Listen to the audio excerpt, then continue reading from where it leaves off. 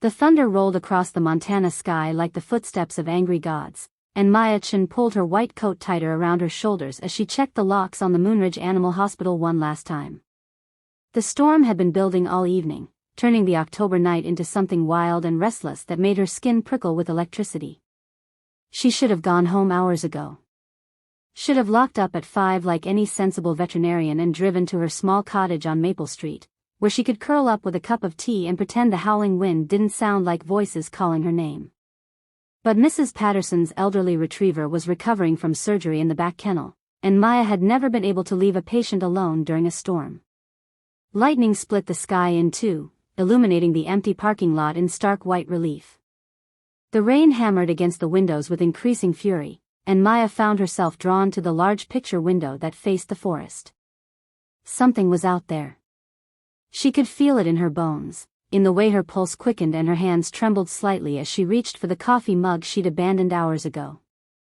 The coffee was cold and bitter, but she drank it anyway, needing something to occupy her hands. She'd always been sensitive to storms, to the wild energy they brought, but tonight felt different.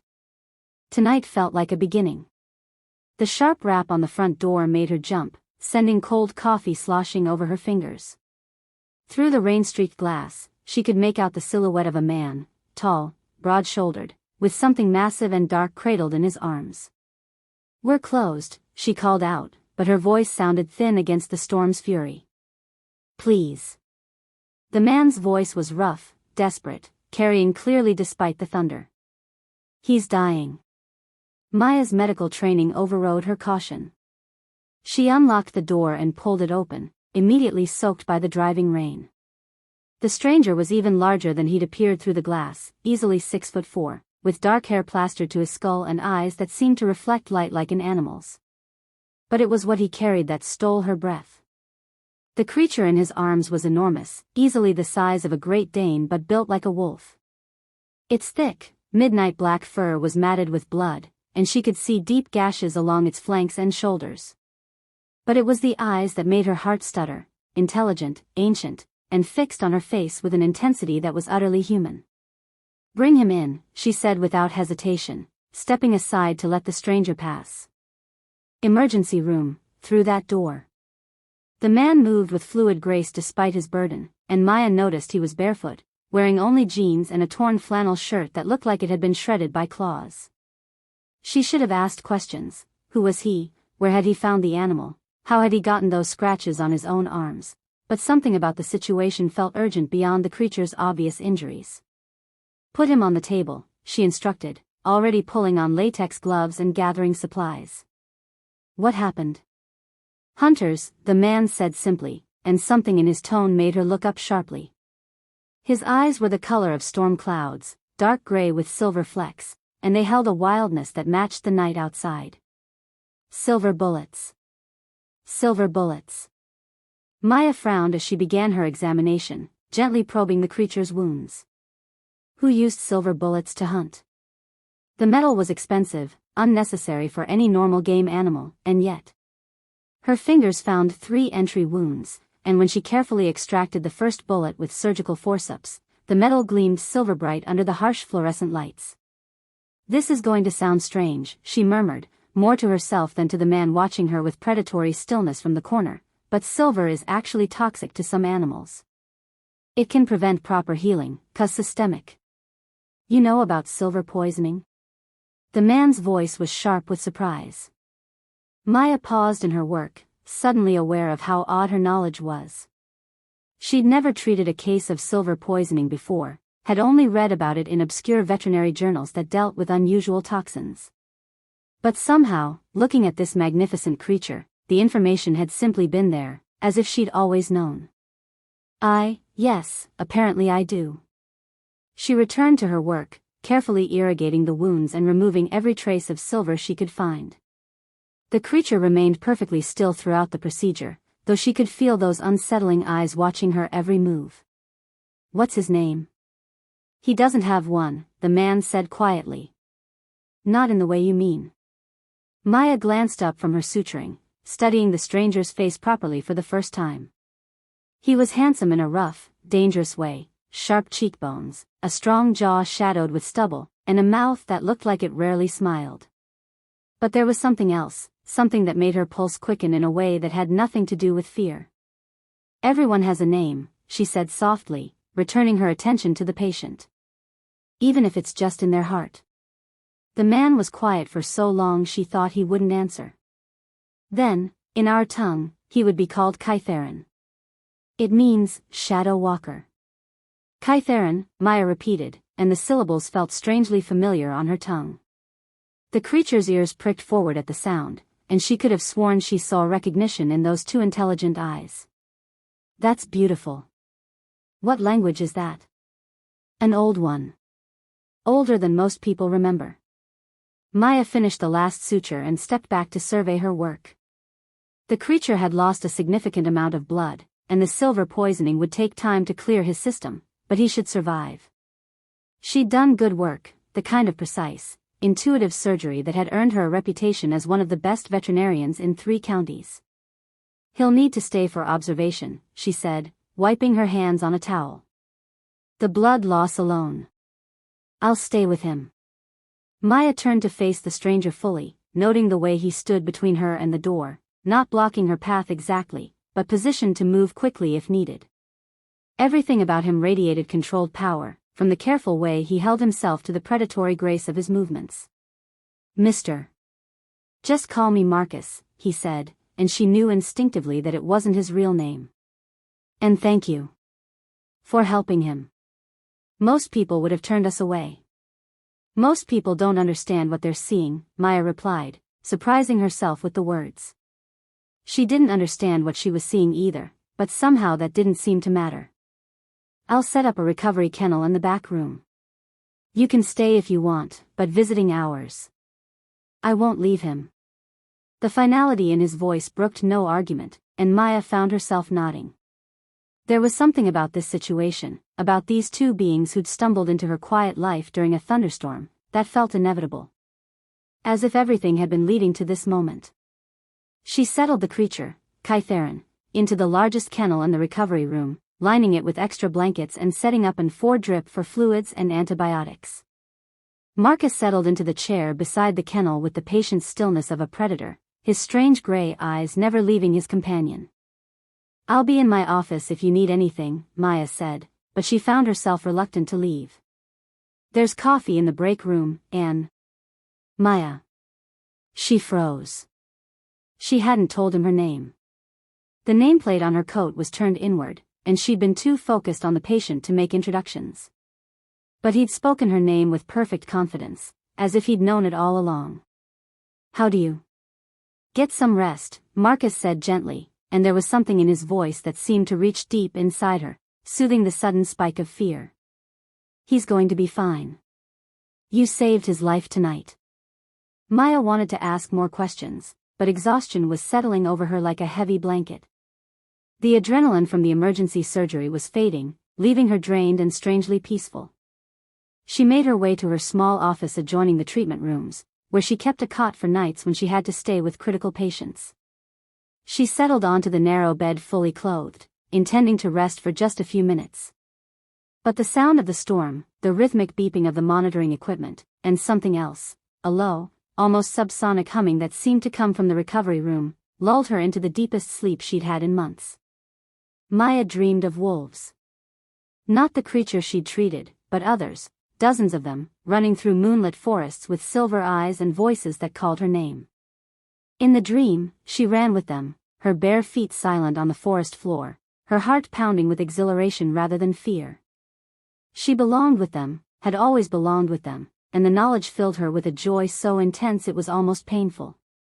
When she woke, gray dawn light was filtering through the small window, and the storm had passed. The silence felt strange after hours of thunder, broken only by the soft sounds of the animals in the main kennel area stirring to wakefulness. Maya stretched, working out the kinks from sleeping on the narrow cot, and padded barefoot to the recovery room to check on her patient. She expected to find Marcus asleep in the chair, expected to see the massive wolf-like creature groggy but healing. Instead, she found a man. A naked man, to be precise, unconscious in the kennel where Kytherin should have been. He was sprawled on his side among the bloodied blankets, long limbs folded awkwardly in the confined space. Dark hair fell across his face, but she could see enough to know he was devastatingly handsome, all sharp angles and lean muscle, with skin that seemed to glow with inner vitality. Maya's medical training kicked in before her mind could fully process what she was seeing. She grabbed a set of scrubs from the supply closet and a clean blanket, then carefully opened the kennel door. The man didn't stir as she covered him, but his skin was warm to the touch and his breathing was deep and even. "Marcus," she called softly, looking around the empty room. The chair where the stranger had sat all night was empty, with no sign he'd ever been there at all. The man in the kennel stirred at the sound of her voice, and Maya's breath caught as he slowly opened his eyes. They were the same storm gray as Marcus's, but there was something else in them, a wildness, an ancient intelligence that was achingly familiar. "Maya," he said, and his voice was rougher than Marcus's had been, deeper, with an undertone that seemed to resonate in her bones. "How do you know my name?" she whispered, though part of her already knew the answer. The man, who was somehow Kytherin, who was somehow the creature she'd operated on just hours ago, struggled to sit up in the confined space of the kennel. Maya could see the neat line of sutures along his ribs where the worst of the silver bullet wounds had been, already healing with impossible speed. "Because I've been dreaming of you for months," he said simply. "Every night, the same dream. A woman with gentle hands and a healing touch, who would save my life and change everything." Maya's rational mind screamed that this was impossible, that people didn't turn into animals, that she should run or call the police or do something other than stand there staring into eyes that held too much knowledge and not enough humanity. Instead, she heard herself ask, "What are you?" "My name is Kai Blackwood," he said, and the name sent a shiver of recognition through her that she couldn't explain. "I'm the alpha of the Shadow Moon Pack. And you, Maya Chen, are my mate." The word mate hung in the air between them, loaded with implications she didn't understand but felt in every cell of her body. It was impossible, ridiculous, the kind of thing that belonged in fantasy novels rather than her quiet, ordered life. But looking into Kai's eyes, seeing the absolute certainty there, she felt something deep inside her chest unfurl like a flower opening to sunlight. Recognition. Homecoming. The missing piece of herself she'd never even known was gone. "That's impossible," she said weakly. "Is it?" Kai shifted carefully in the small space, wincing as the movement pulled at his sutures. "You knew how to treat silver poisoning without looking it up. You felt the storm calling to you last night. And right now, you can feel the truth of what I'm saying, can't you? In here." He pressed his hand to his chest, over his heart. Maya's own heart was racing, and she could feel something electric in the air between them, something that made her skin tingle and her breath catch. She should be terrified. Should be calling for help or demanding explanations that made sense. Instead, she found herself reaching for the blanket that had slipped from his shoulders, carefully adjusting it to preserve his modesty while she tried to process this new reality. "Werewolves aren't real," she said, but the words sounded hollow even to her own ears. "We are. We've always been real, Maya. We just hide in the spaces between what humans choose to see and what they choose to ignore." Kai's voice was gentle, patient, as if he had all the time in the world to convince her. "Your rational mind is trying to reject what your instincts already know." "And what do my instincts know?" The question slipped out before she could stop it. "That you've been waiting for me. The same way I've been waiting for you." Maya closed her eyes, trying to center herself, trying to find some rational explanation for what was happening. But all she could think about was the dream, the sense of running with wolves, of belonging somewhere wild and free. And the way her heart had stuttered when she'd first seen Kai in his wolf form, as if some part of her had been calling out to him. "I don't understand any of this," she admitted. "You don't have to understand it all at once." Kai reached through the kennel bars, his fingers barely brushing hers, but the contact sent electricity shooting up her arm. "I know it's a lot. I know it changes everything you thought you knew about the world. But Maya, you're not entirely human." The words hit her like a physical blow. "What do you mean?" "You carry dormant bloodline markers. Ancient ones, from a time when the supernatural world and the human world weren't separate. Kai's eyes never left her face, watching for her reaction. It's why you can heal creatures like me. Why you felt compelled to save me instead of calling animal control. Why silver poisoning was somehow part of your knowledge base. Maya pulled her hand back, wrapping her arms around herself. That's not possible. I'm just a veterinarian. I grew up in a perfectly normal family in a perfectly normal town, and... Did you ever wonder why you became a veterinarian instead of a doctor? Why you've always felt more comfortable with animals than people? Why you chose to live in a place like Moonridge, right on the edge of the wilderness? Each question hit too close to home, highlighting choices she'd made instinctively without ever really examining why. Maya had always felt different, always felt like she was searching for something she couldn't name. She'd attributed it to being an only child, to losing her parents young, to any number of perfectly reasonable explanations. But sitting here in the gray dawn light, looking at a man who'd been a wolf just hours ago, she could feel the careful walls of her rational world beginning to crumble. I need coffee, she said finally. And you need clothes. And then I need you to explain everything. Kai's mouth curved in the first real smile she'd seen from him, and it transformed his entire face. Where before he'd looked dangerous and wild, now he looked almost boyish, with laugh lines crinkling around his eyes. I can do that, he said. But Maya? Whatever you decide after you hear everything, I want you to know that finding you, having you save my life, it's the best thing that's happened to me in a very long time. The sincerity in his voice made her chest tight with emotion she couldn't name. Don't thank me yet.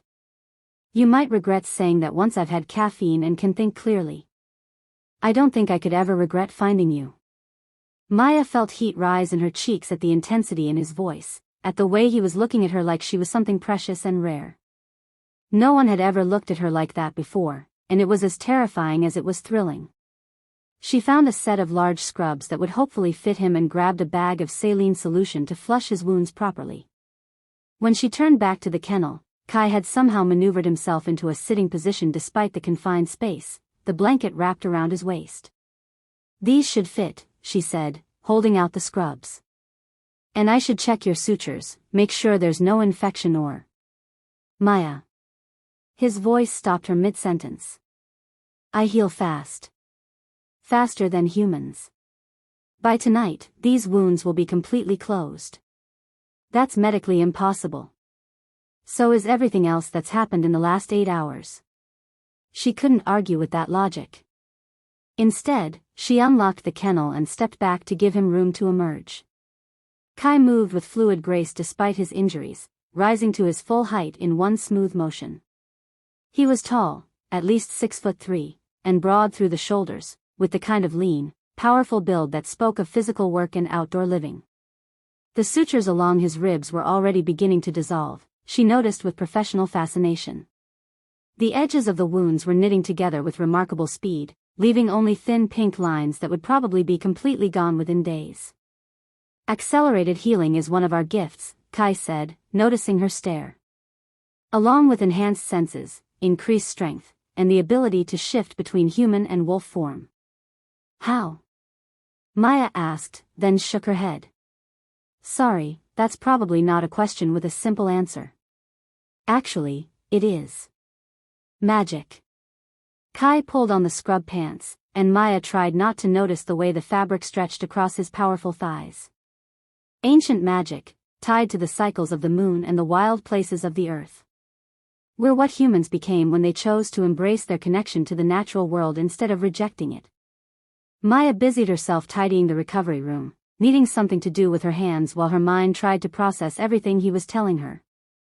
And you think I have this connection? I know you do. It's how I found you. Kai pulled on the scrub shirt, his movements careful around his healing wounds. The mate bond isn't something that can be forced or faked. It's a recognition that happens on a cellular level, when two people are perfectly compatible in every way that matters. Mate bond, Maya repeated, testing the words. They felt strange and familiar at the same time, like a half-remembered song from childhood. It's rare, Kai said quietly. Most of my kind never find their true mate. They form partnerships, have families, live good lives. But the mate bond, it's different. It's a connection that transcends the physical, that links two souls in a way that makes them stronger together than they could ever be apart. Maya set down the supplies she'd been pointlessly organizing and turned to face him fully. And you think we have this bond? I know we do. You felt it too, didn't you? Last night, when you were treating me? That sense of rightness, of recognition? She had felt it. From the moment she'd seen those two intelligent eyes looking up at her from the wolf's face, she'd felt pulled in a way that defied explanation. Even now, standing 3 feet away from him, she could feel an almost magnetic attraction, a warmth in her chest that had nothing to do with the morning sun streaming through the window. This is crazy, she whispered. Yes, Kai agreed readily. Completely insane. But that doesn't make it less true. Maya sank into the chair Marcus had occupied during the night, suddenly overwhelmed by the magnitude of what Kai was telling her. If even half of it was true, it meant everything she'd believed about herself and the world was wrong.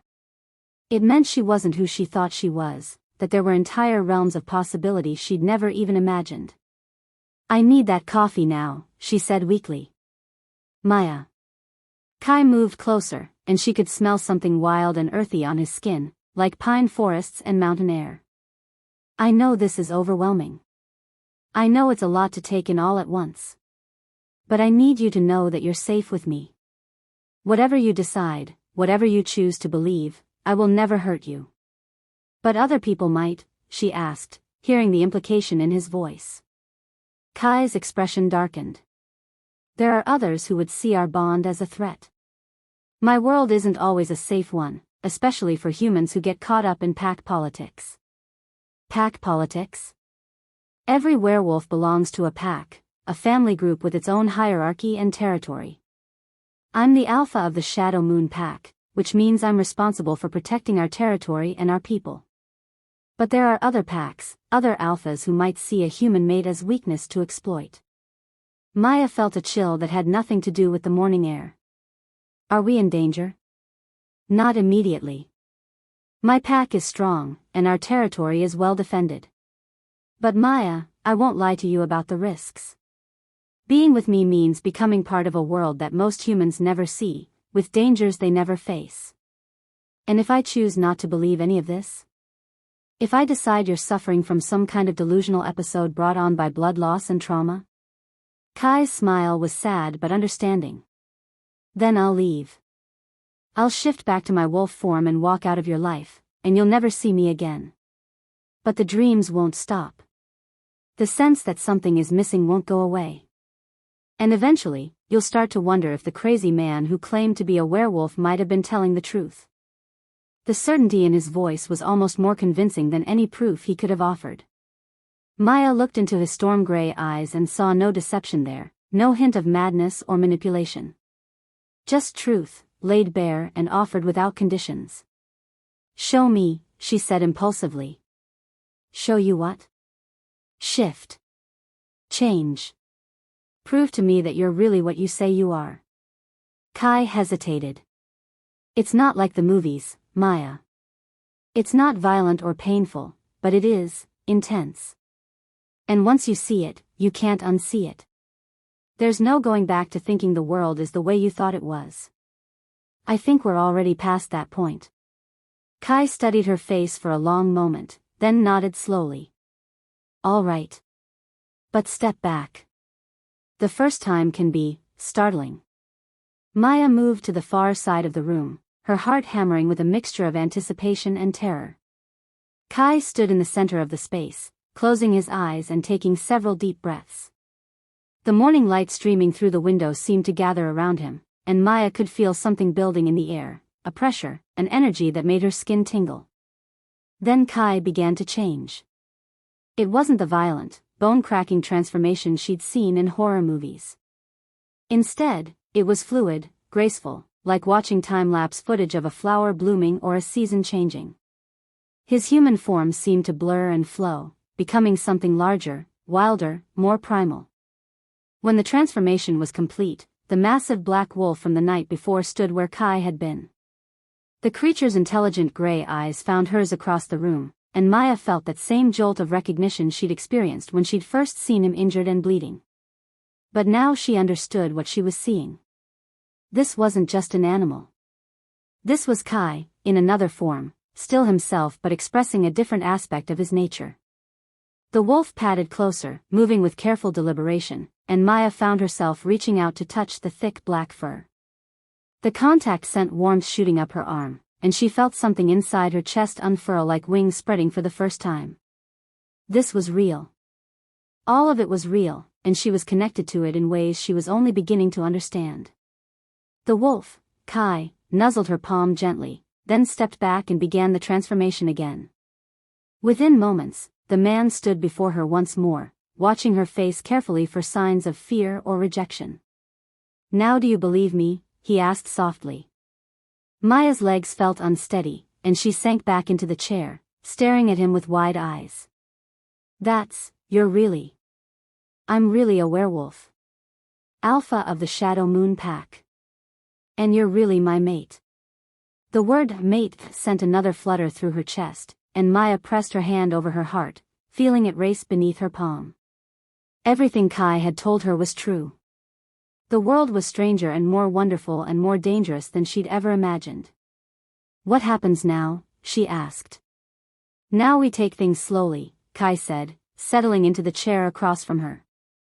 "You learn about my world, meet some of my pack. We see if the bond between us is something you want to explore or something you want to walk away from." "And if I want to walk away?" Pain flashed across Kai's features, quickly hidden. "Then I respect your choice. The mate bond can't be forced, Maya. It only works if both people choose it freely." Maya looked at this man who'd stumbled into her life during a thunderstorm, who'd turned her carefully ordered world upside down with impossible truths and ancient magic. She should be terrified. Should be planning her escape from what was clearly an elaborate delusion or an extremely dangerous situation. Instead, she felt more alive than she had in years. More like herself than she'd ever been. "I want to know more," she said quietly. "About your world. About this bond. About what it means to not be entirely human." Kai's face lit up with relief and something deeper, hope, maybe, or joy. "I can show you everything.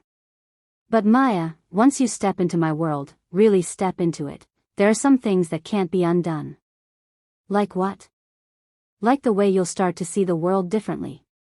The way you'll begin to sense things that most humans can't. The way other supernatural beings will start to notice you." Kai leaned forward, his expression serious. "And the way other packs will view you as either a valuable ally or a dangerous threat." Maya felt a shiver of apprehension, but it was mixed with excitement. All her life, she'd felt like she was living in the margins, like there was some essential part of existence that everyone else understood but she was missing. Now Kai was offering her a chance to step into the center of something wild and magical and real. "When do we start?" she asked. Kai's smile was brilliant, transforming his entire face. "How about right now? I'd like to show you where I live, introduce you to some of my pack. But first..." His expression grew more serious. "There are some things you need to understand about pack hierarchy and werewolf customs. Rules that will help keep you safe." "Rules?" "In werewolf society, an alpha's mate is sacred. Untouchable. But that protection only extends as far as the pack's territory, and only if the bond is publicly acknowledged." Kai ran a hand through his dark hair, looking suddenly tired. "If you choose to be with me, really be with me, there will be ceremonies. Formal recognition. It's not something that can be taken lightly." Maya felt her cheeks warm. "What kind of ceremonies?" "A mating ceremony. Similar to a human wedding, but with deeper spiritual significance.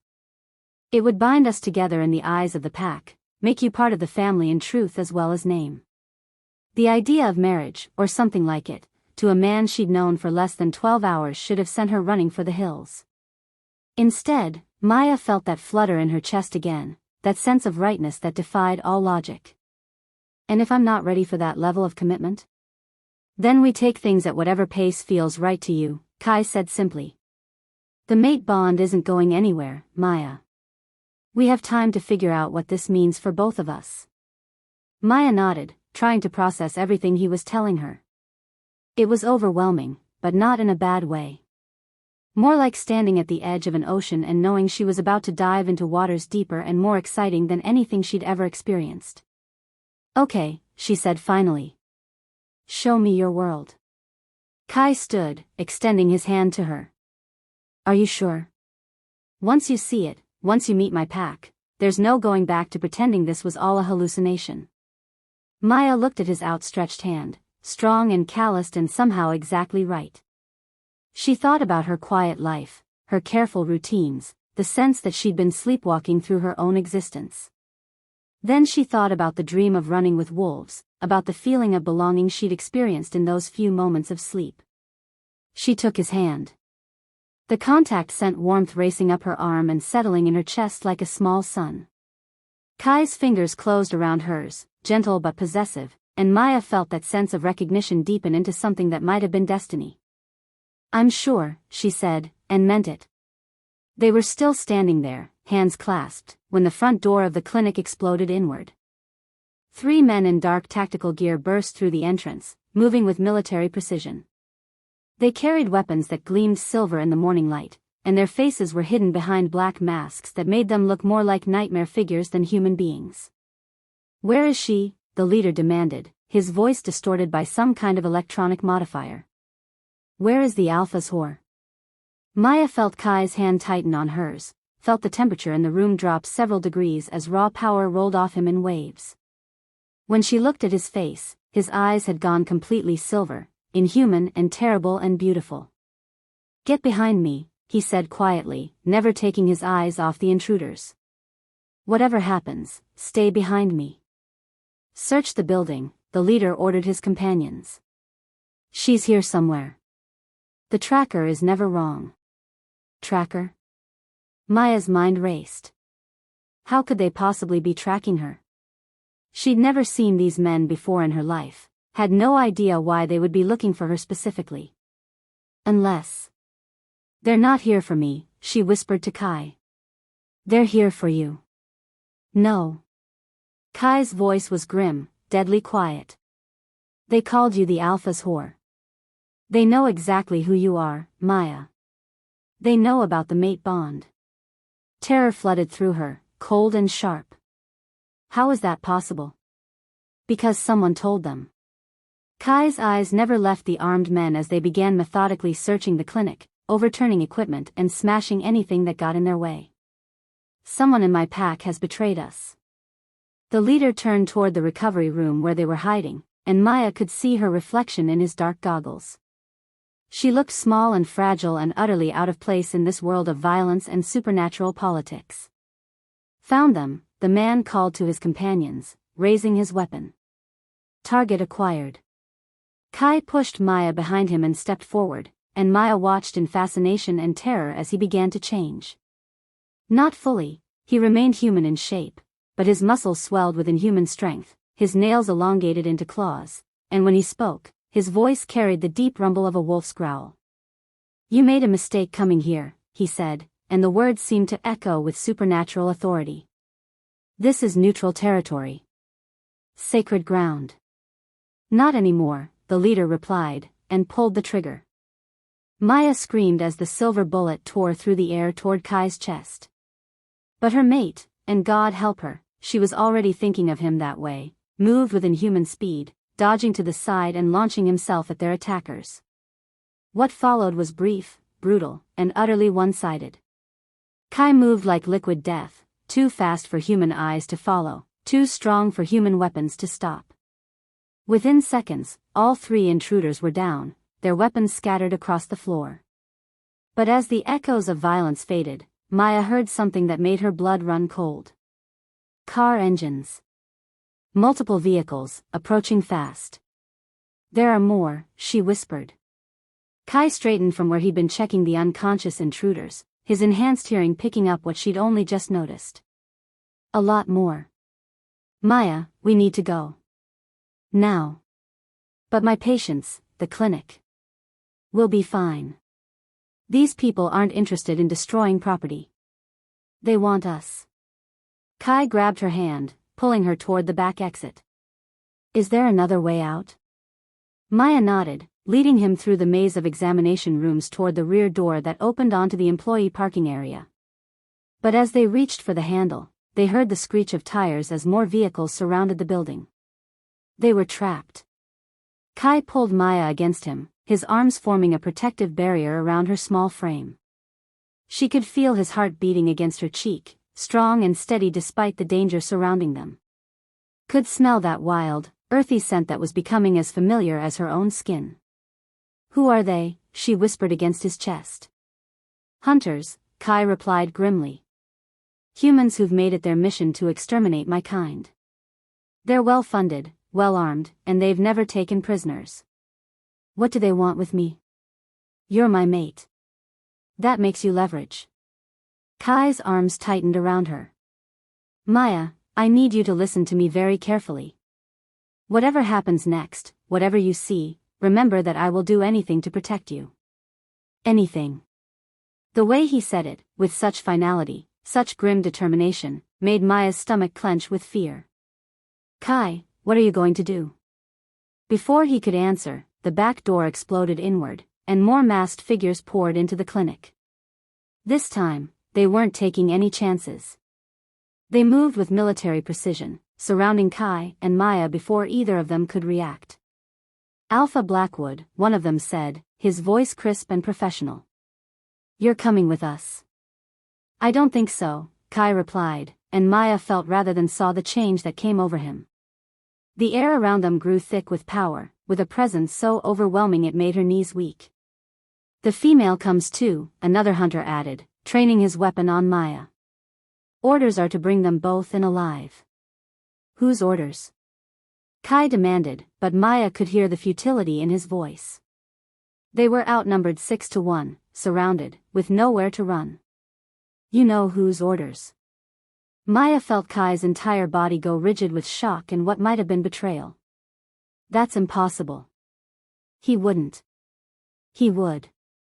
He did.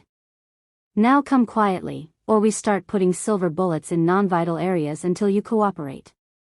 Maya's mind raced, trying to understand the implications of what she was hearing. Someone Kai trusted had ordered their capture. Someone with enough authority over these hunters to guarantee they'd be taken alive rather than killed outright. Maya, Kai whispered, his lips barely moving. When I give the signal, run for the forest. Don't look back, don't try to help me. Just run. I'm not leaving you, she whispered back. You have to. This is bigger than just us now. If they take you, if they hurt you. His voice broke slightly. I won't be responsible for what I become. Before Maya could argue, before she could tell him that she'd rather face whatever was coming than abandon him, Kai made his choice for both of them. He shifted. Not gradually, not gracefully, but in an explosion of power that sent shockwaves through the small space. One moment he was a man holding her protectively, the next he was a massive black wolf, larger than any natural animal, with silver eyes that blazed with supernatural fury. The hunters opened fire immediately, but Kai was already moving. He leaped over Maya's head, landing among their attackers like a force of nature. Silver bullets whistled through the air, most missing their target as he moved with inhuman speed and grace. But not all of them missed. Maya watched in horror as silver tore through Kai's shoulder, his leg, his flank. Each impact drew a howl of pain and rage that seemed to shake the very foundations of the building. But he didn't stop, didn't slow down. If anything, the wounds seemed to make him more dangerous, more desperate. Run, he snarled, the word barely recognizable coming from his wolf throat. Maya, run. She wanted to help him, wanted to fight beside him, but she could see that her presence was making him vulnerable. The hunters were using her as a distraction, forcing him to position himself between them and her rather than taking the most tactically advantageous approach. So she ran. Maya bolted for the shattered back door, leaping over the unconscious forms of the first wave of attackers. Behind her, she could hear the sounds of battle, gunfire, inhuman roars, the crash of equipment being destroyed. Each sound felt like a knife in her heart, but she kept running. The employee parking lot was chaos. More vehicles had arrived, disgorging hunters in tactical gear who were setting up some kind of perimeter. Maya darted between the cars, using them for cover as she made her way toward the tree line that bordered the clinic property. She almost made it. A hand grabbed her arm just as she reached the edge of the forest, spinning her around to face a hunter whose mask had been knocked askew in the fighting. She caught a glimpse of pale skin and cold blue eyes before he slammed something that looked like a taser against her ribs. Electricity coursed through her body, and Maya collapsed, her muscles seizing with pain. But as she fell, something strange happened. Instead of losing consciousness, instead of the helpless paralysis she expected, she felt something deep inside her wake up. Power. Raw, untamed, and utterly unfamiliar, but somehow as much a part of her as her own heartbeat. It rose in response to the attack, in response to her fear for Kai, and Maya felt her vision sharpen, her senses expand beyond anything she'd ever experienced. She could smell the hunter's fear beneath his cologne and gun oil. Could hear his elevated heart rate, the slight tremor in his breathing that betrayed his nervousness. Could sense the locations of every other person within a 100-yard radius with perfect clarity. And she could feel Kai, wounded and desperate, fighting for both their lives in the clinic behind her. Interesting, the hunter said, studying her with clinical detachment. The report said you might be more than you appear. Maya tried to speak, to demand answers, but her muscles were still locked from the electrical shock. All she could do was glare at him with helpless rage. Don't worry, he continued, producing a syringe from his tactical vest. This will help you sleep through the transport. When you wake up, you'll be somewhere safe. Somewhere you can learn the truth about what you really are. He leaned down to inject her, and Maya felt that strange new power surge again. This time, she didn't fight it. This time, she let it loose. The hunter's eyes went wide with shock as an invisible force lifted him off his feet and hurled him backward into a tree trunk with bone-crushing impact. He slumped to the ground, unconscious or worse, and Maya stared at her own hands in amazement. She'd done that. Somehow, impossibly, she'd thrown a grown man 20 feet using nothing but her will. The sound of approaching footsteps snapped her out of her stunned paralysis. More hunters, drawn by their colleagues' cry of pain. Maya struggled to her feet, her muscles still trembling from the electrical shock, and stumbled into the forest. The trees closed around her like old friends, and Maya found herself moving with a grace and confidence that should have been impossible in her current condition. Her feet found solid ground automatically, avoiding roots and fallen branches she shouldn't have been able to see in the dim forest light. Behind her, she could hear pursuit, heavy boots crashing through the underbrush, voices calling coordinates and orders. But they sounded clumsy, almost comically loud compared to her own silent passage through the woods. She was different now. Whatever had awakened in her during the attack, whatever power had allowed her to defend herself, it was changing her in real time. Her night vision was improving with each passing minute, her hearing becoming more acute, her sense of smell expanding to include information she'd never noticed before. Maya could smell the hunters behind her, their equipment, their weapons, their human musk mixed with adrenaline and fear. She could smell the forest around her in layers of complexity that boggled her mind, the rich earth, the growing things, the small animals that watched her passage with curious eyes. And underneath it all, like a golden thread she could follow even with her eyes closed, she could smell Kai. He was hurt. She could detect the copper scent of his blood, the sharp tang of silver poisoning in his system. But he was alive, and he was moving. The hunters had failed to capture him, and now he was tracking her just as she was aware of him. Maya stopped running and pressed her back against the trunk of an enormous pine tree, trying to catch her breath and make sense of what was happening to her. The power that had awakened during the attack was still there, humming just beneath her skin like electricity. When she concentrated, she could feel it reaching out into the forest around her, connecting her to every living thing within reach. This was what Kai had meant when he said she wasn't entirely human. This was the dormant bloodline he'd sensed, now awakened by stress and danger and proximity to his own supernatural nature. Maya? She spun toward the voice, her heart leaping with relief and joy. Kai emerged from the shadows between the trees, moving in his human form but with the predatory grace of his wolf. He was wounded, she could see fresh blood soaking through the scrubs she'd given him, but he was magnificently, reassuringly alive. "Are you hurt?" he asked, reaching for her with gentle hands that shook slightly with relief. "No." "Well, maybe. I'm not sure." Maya let him pull her against his chest, breathing in his wild, familiar scent. "Kai, something happened to me. When that hunter attacked me, I threw him. With my mind, I think. I literally threw him 20 feet. Kai's arms tightened around her. "Your abilities are manifesting. It's happening faster than I expected, probably because of the trauma and the proximity to danger." "What abilities? What am I becoming?" "Something extraordinary," Kai murmured against her hair. "Something powerful enough that people are willing to kill for it." The sound of helicopters in the distance made them both freeze. The hunters weren't giving up. If anything, they were escalating their efforts. "We need to get out of here," Kai said grimly. "My pack has a safe house about 10 miles north. We can." "No." Maya pulled back to look at him, seeing the surprise in his storm-gray eyes. "They knew about me, Kai. They knew exactly where to find us, and they knew about the mate bond. Someone in your pack betrayed us." "That's impossible. My wolves would never." "Wouldn't they?" Maya interrupted. "You said yourself that some pack members might see a human mate as weakness. What if someone decided to eliminate that weakness by handing me over to the hunters?" Kai's expression darkened as the implications sank in. "If that's true, then nowhere in pack territory is safe for you. Then we don't go to pack territory. We disappear. We figure out what I'm becoming and who wants to use me for it, and we do it on our own terms." "Maya, you don't understand what you're suggesting. A lone wolf, cut off from his pack, separated from his territory, it's not sustainable long-term. And you're just beginning to manifest supernatural abilities.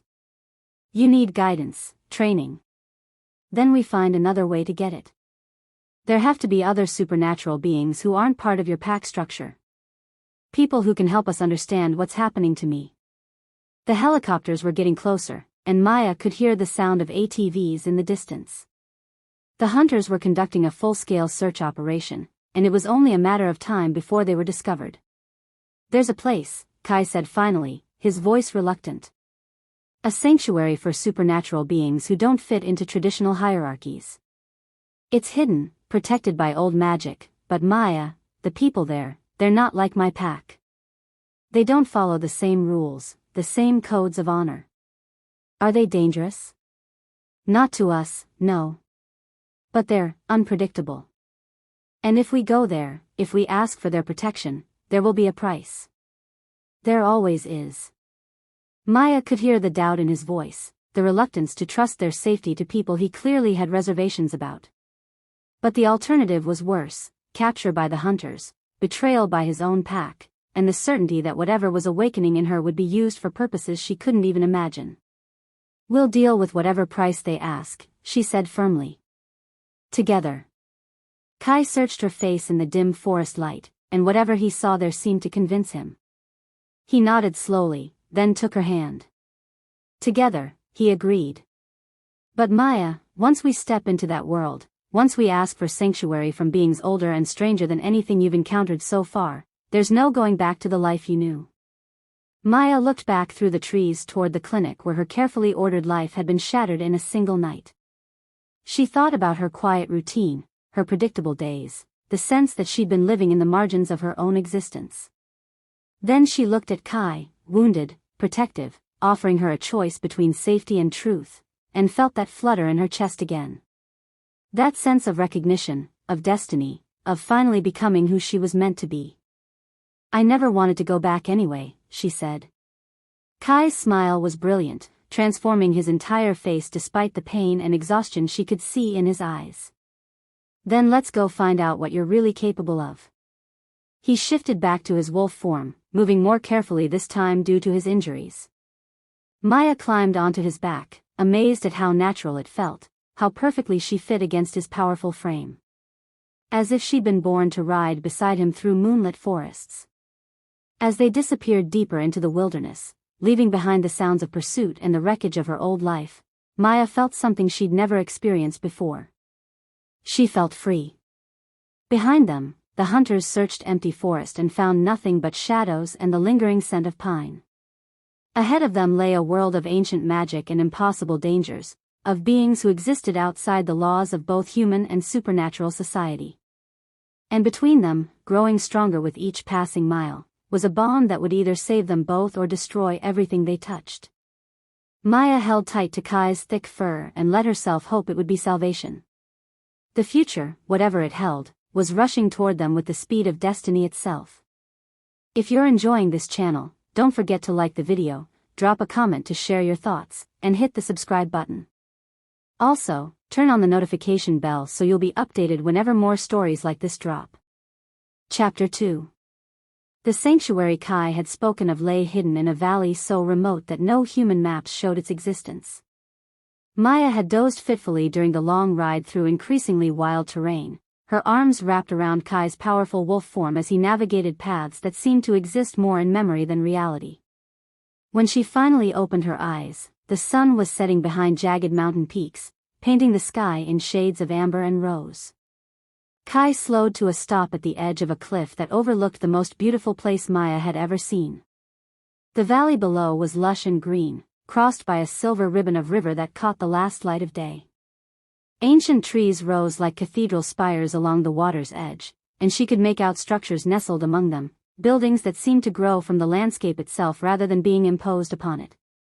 "Welcome to Haven," Kai said, having shifted back to human form while she was distracted by the view.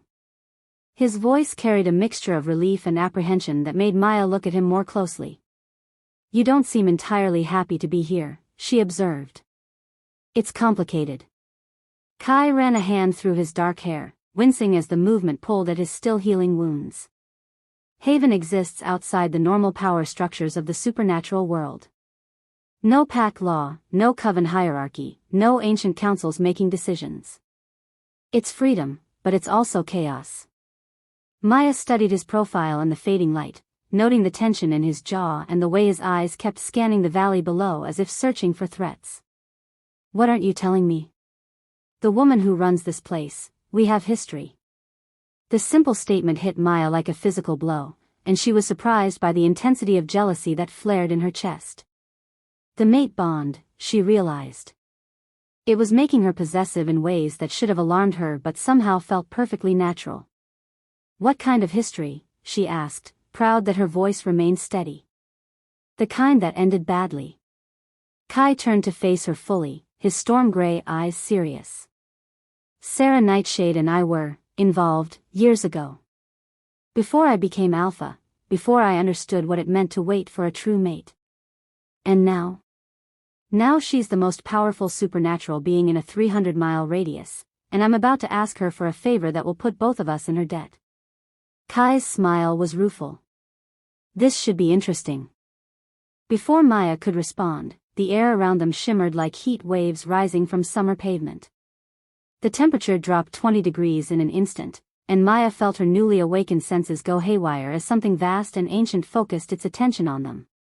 "Kai Blackwood." The voice seemed to come from everywhere and nowhere, rich and melodious with an undertone that raised goosebumps along Maya's arms. How unexpected. A woman materialized out of the twilight shadows, and Maya understood immediately why Kai had been reluctant to come here. Sarah Nightshade was stunning in the way that transcended human beauty, tall and willowy, with silver hair that moved like liquid mercury and eyes the color of midnight. She wore flowing robes that seemed to be cut from starlight itself, and power radiated from her in waves that made Maya's teeth ache. "Sarah." Kai's voice was carefully neutral, but Maya could feel the tension radiating from him. "We need sanctuary." "We?" Sarah's midnight eyes fixed on Maya with predatory interest. "And who might this delicious mortal be?" "She's not mortal," Kai said quickly, stepping slightly in front of Maya in a protective gesture that didn't go unnoticed by either woman. She's my mate. The temperature dropped another 10 degrees. When Sarah spoke again, her voice could have frozen flame. Your mate. How fascinating. Maya felt something probe at the edges of her mind, a cold, invasive presence that tried to slip past her mental defenses like smoke through a keyhole. Instinctively, she pushed back, and was surprised when the probe recoiled as if burned. Sarah's eyebrows rose in genuine surprise. Well. The little mate has claws. Her tone shifted from predatory to intrigued. What are you, child? I'm still figuring that out, Maya replied honestly. But I'm not little, and I'm definitely not a child. Sarah laughed, a sound like silver bells mixed with broken glass.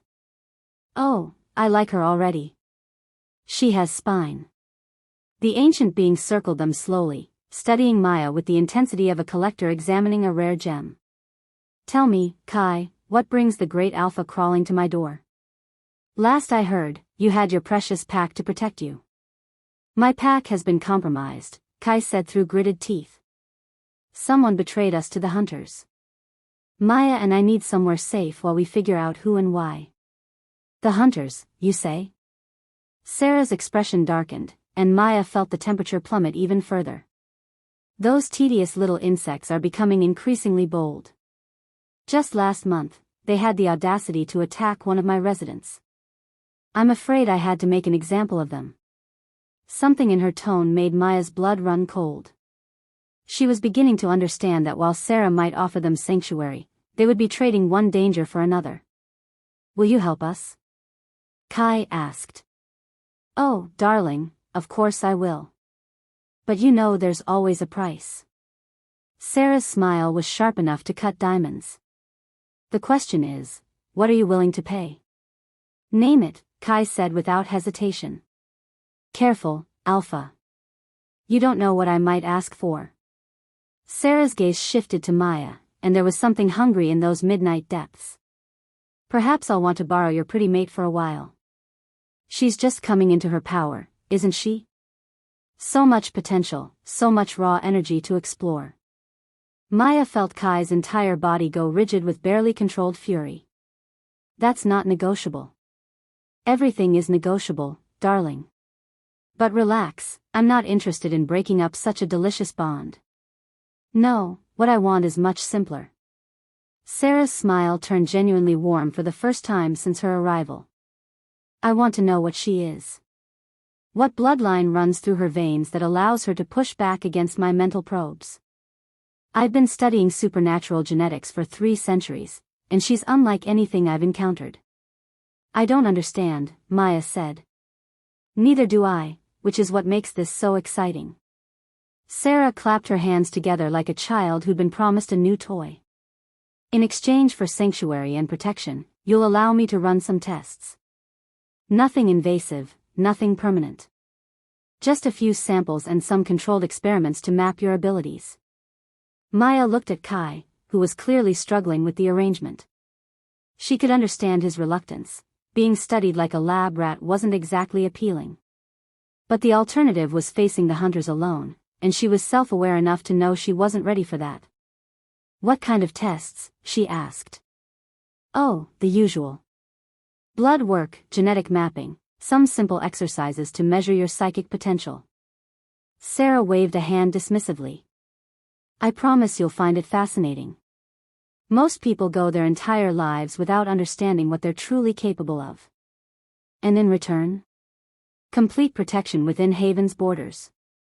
No hunter, no rival pack, no supernatural entity can touch you here without my permission. You'll have comfortable quarters, access to our library and training facilities, and all the time you need to develop your abilities properly. It sounded too good to be true, which meant it probably was. But looking at Kai's wounded, exhausted face, feeling the ache in her own muscles from their desperate flight through the forest, Maya knew they didn't have many options. I agree, she said, ignoring Kai's sharp intake of breath. But I have conditions of my own. Sarah's eyes sparkled with delight. Oh, do tell. First, Kai stays with me. Whatever accommodations you provide, we share them. Second, I want full disclosure about any tests before they're performed. And third, if I say stop, everything stops. No arguments, no negotiations. You drive a hard bargain for someone in such a precarious position.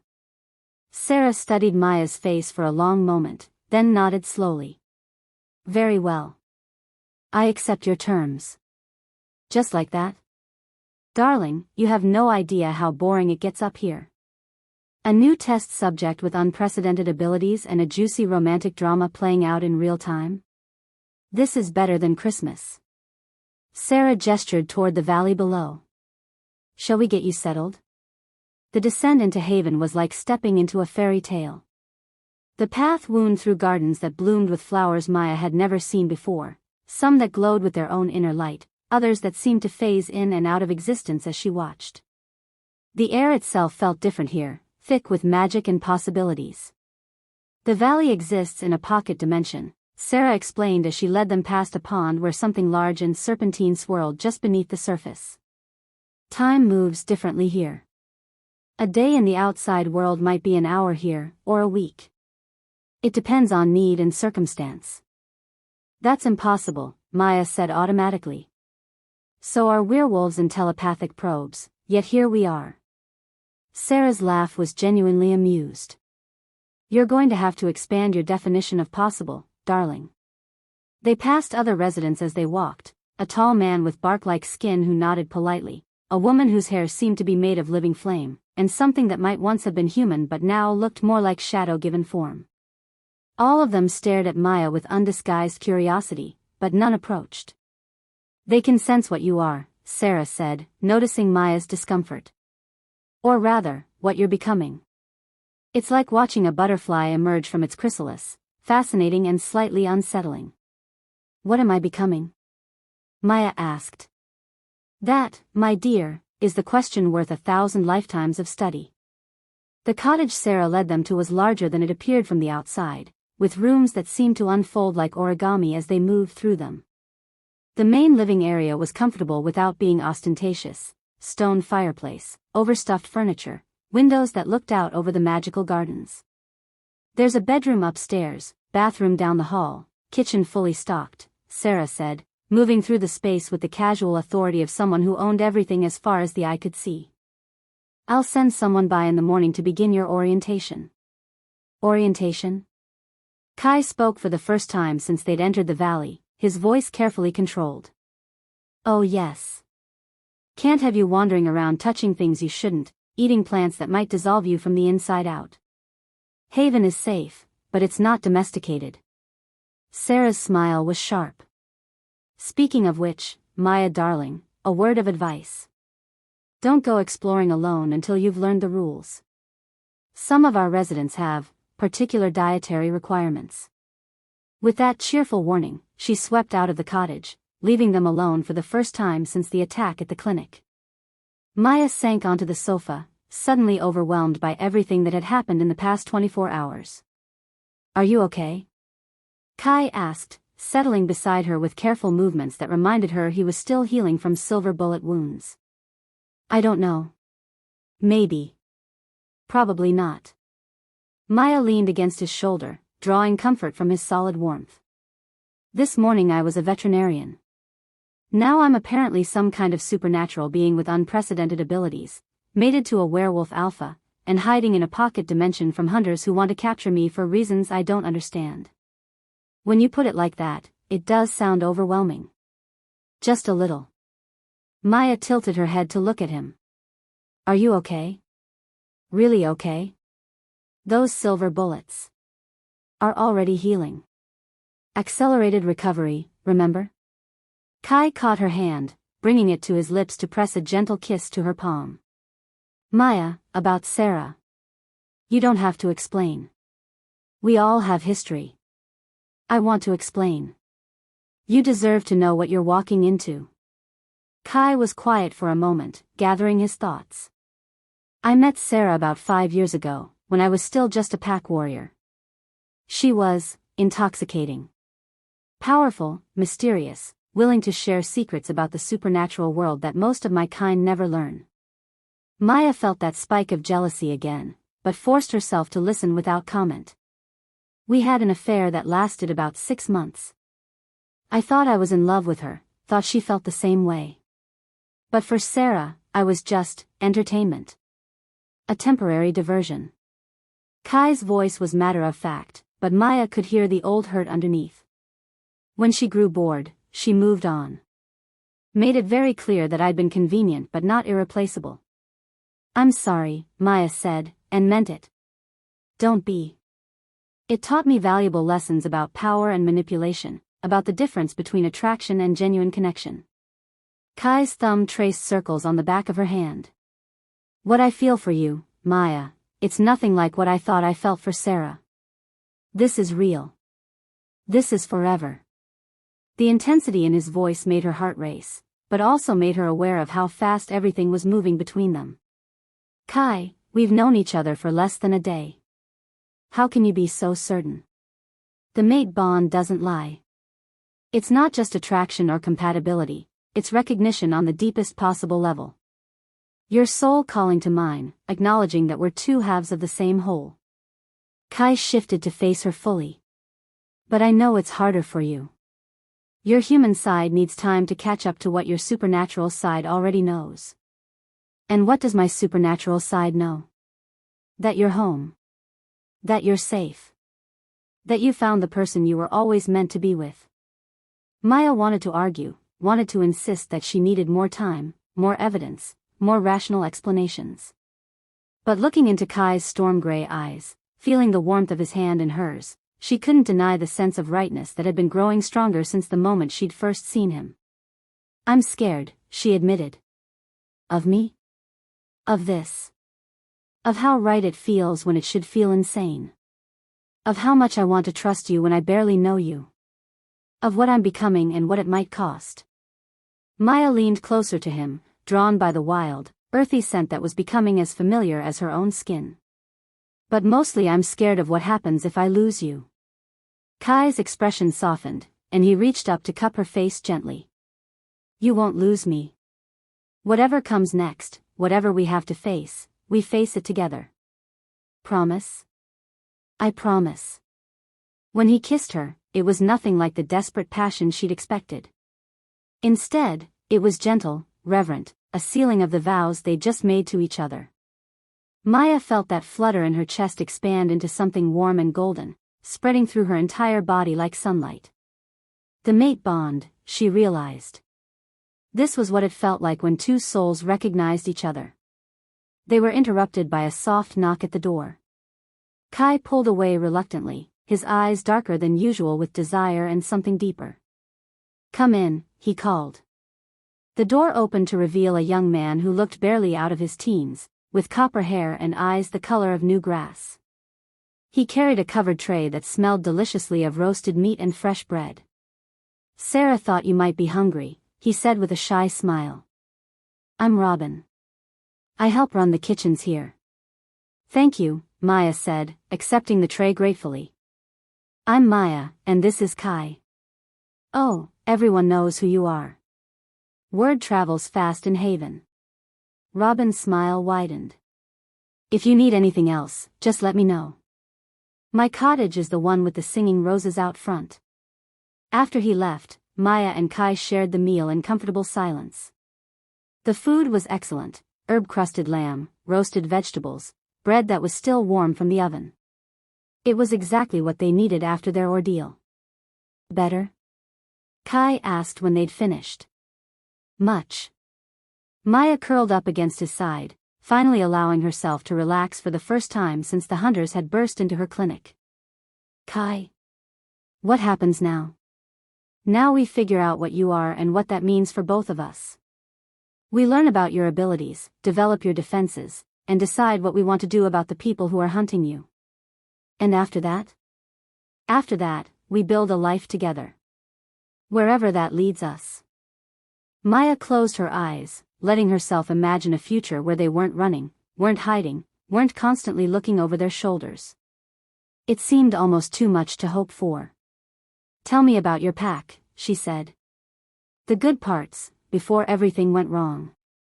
Kai's voice took on a warmth she hadn't heard before as he described the Shadow Moon territory, hundreds of acres of pristine wilderness where his people could run free, where families raised their children in safety and tradition. He told her about pack gatherings under the full moon, about the bonds that made them stronger than any individual could be alone. It sounds wonderful, Maya said wistfully. It was. It will be again, once we figure out who betrayed us and why. Kai's arm tightened around her.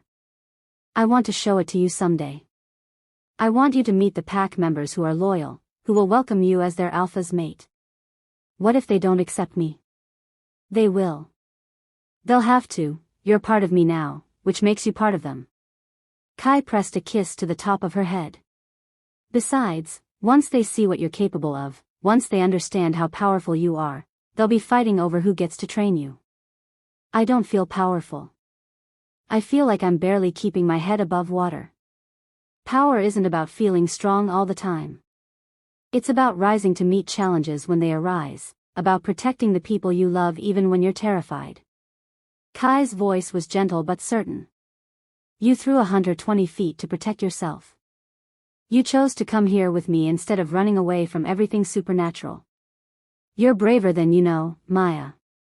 She wanted to argue, but exhaustion was finally catching up with her. The events of the past day, the attack, the revelation about what she was, the desperate flight to Haven, had drained her in ways she was only beginning to understand. You should sleep, Kai said, seeming to sense her fatigue. Tomorrow is going to be a long day. Will you stay with me? Try to make me leave. Maya smiled at the mock-fierce tone in his voice. Upstairs?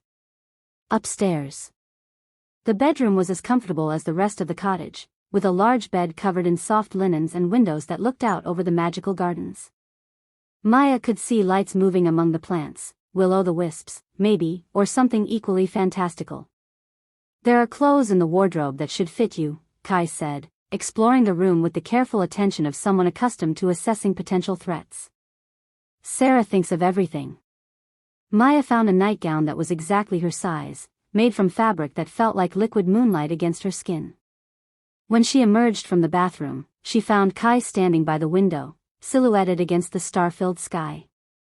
What are you thinking about? She asked. You. Us. How much my life has changed in 24 hours. He turned to face her, and his expression was soft with wonder. This morning I was a lone alpha, cut off from my pack, with nothing but duty and responsibility to fill my days. Tonight I'm here with my mate, in a place where we can explore what we mean to each other without outside pressures. Are you having second thoughts? Never. Kai moved toward her with predatory grace, but his eyes were warm with affection rather than hunger. Are you? Maya considered the question seriously. 24 hours ago, she would have laughed at the idea of supernatural beings, soul mates, or pocket dimensions. Now she was living in the middle of all three, and it felt more real than anything she'd ever experienced. No second thoughts, she said. Just questions. Lots of questions. I'll answer as many as I can. Starting tomorrow. Tonight, I just want to be here with you. Kai's smile was brilliant. I can arrange that. They settled into bed together, and Maya was surprised by how natural it felt to curl up against Kai's solid warmth. The mate bond, she was learning, created an intimacy that transcended physical attraction. She felt safe with him in a way that went beyond logic or reason. Kai, she said softly. Thank you. For saving my life, for bringing me here, for being patient with all my questions. Thank you for trusting me. For choosing to stay even when everything got complicated. Maya was quiet for a moment, listening to the steady rhythm of his heartbeat beneath her ear. What do you think Sarah's tests will show? I don't know. But whatever they reveal, it won't change how I feel about you. What if I'm dangerous? What if whatever's awakening in me is something that could hurt people? Then we'll figure out how to control it. Together. Kai's arms tightened around her. Maya, there's nothing you could become that would make me love you less. Love. He'd said the word so casually, so naturally, that it took her a moment to process it. But when she did, instead of panic or doubt, she felt that warm, golden feeling spread through her chest again. "I love you too," she whispered, surprising herself with the words. "I know it's crazy, I know it's too soon, but it's not too soon. It's exactly the right time." Kai shifted so he could look at her face. "The mate bond doesn't follow human timelines, Maya. It just is." When he kissed her this time, it was with all the passion he'd been holding back. Maya felt herself responding with an intensity that should have alarmed her, but instead felt like coming home. Every touch, every caress, every whispered endearment seemed to strengthen the connection between them. They made love slowly, tenderly, with the reverence of two people who understood they were creating something sacred. Maya felt her newly awakened powers respond to their union, creating a feedback loop of sensation and emotion that left them both breathless. Afterward, they lay tangled together in the moonlight streaming through the windows, and Maya felt more complete than she'd ever imagined possible. "No regrets?" Kai asked softly. "None," Maya replied, and meant it completely. As they drifted off to sleep in each other's arms, neither of them noticed the shadows that moved outside their window, watchers in the night who reported everything they saw to their ancient mistress. Sarah Nightshade sat in her tower, studying the information her spies brought her, and smiled with satisfaction. The tests she had planned for Maya Chen would reveal far more than simple bloodline analysis. They would uncover secrets that had been buried for millennia, powers that could reshape the supernatural world itself. And if those revelations destroyed the touching romance playing out in her guest cottage? Well, that was simply the price of scientific discovery. In her sleep, Maya dreamed of wolves again. But this time, they weren't running free through moonlit forests. This time, they were caged, and something with midnight eyes was studying them with predatory interest. The real tests, she sensed even in sleep, hadn't even begun. If you're enjoying this channel, don't forget to like the video, drop a comment to share your thoughts, and hit the subscribe button. Also, turn on the notification bell so you'll be updated whenever more stories like this drop. Chapter 3. Maya woke to the sound of screaming.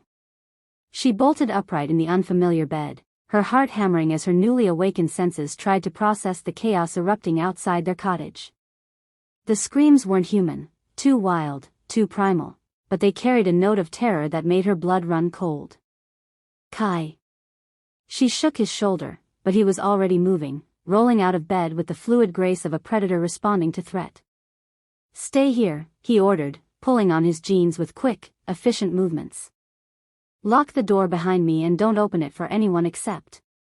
The cottage door exploded inward in a shower of splinters and silver light.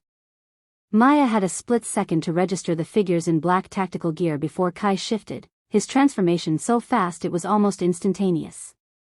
The massive black wolf launched himself at the intruders with a roar that shook the windows. But these weren't the same hunters from the clinic. These moved with supernatural speed and coordination, their weapons humming with energy that made Maya's skin crawl. One of them raised something that looked like a modified taser, and when the beam hit Kai, he collapsed mid-leap, his wolf form convulsing as electricity coursed through his body. "No!" Maya screamed, power erupting from her in an uncontrolled wave. The nearest hunter was flung backward through the shattered door, but more poured in to take his place. Target acquired, one of them reported into a comm device. Both subjects secured. Both? Maya had time to think before something sharp pierced her neck. The world went gray around the edges, and she felt herself falling as consciousness slipped away like water through her fingers. The last thing she saw was Kai's wolf form lying motionless on the floor, silver-bright restraints binding his legs. When Maya swam back to awareness, the first thing she noticed was the cold. Not just physical cold, but something deeper, an absence of warmth that seemed to leach into her bones. She was lying on a narrow cot in what appeared to be a medical facility, all white walls and harsh fluorescent lighting. The second thing she noticed was that she wasn't alone. "Ah, you're awake.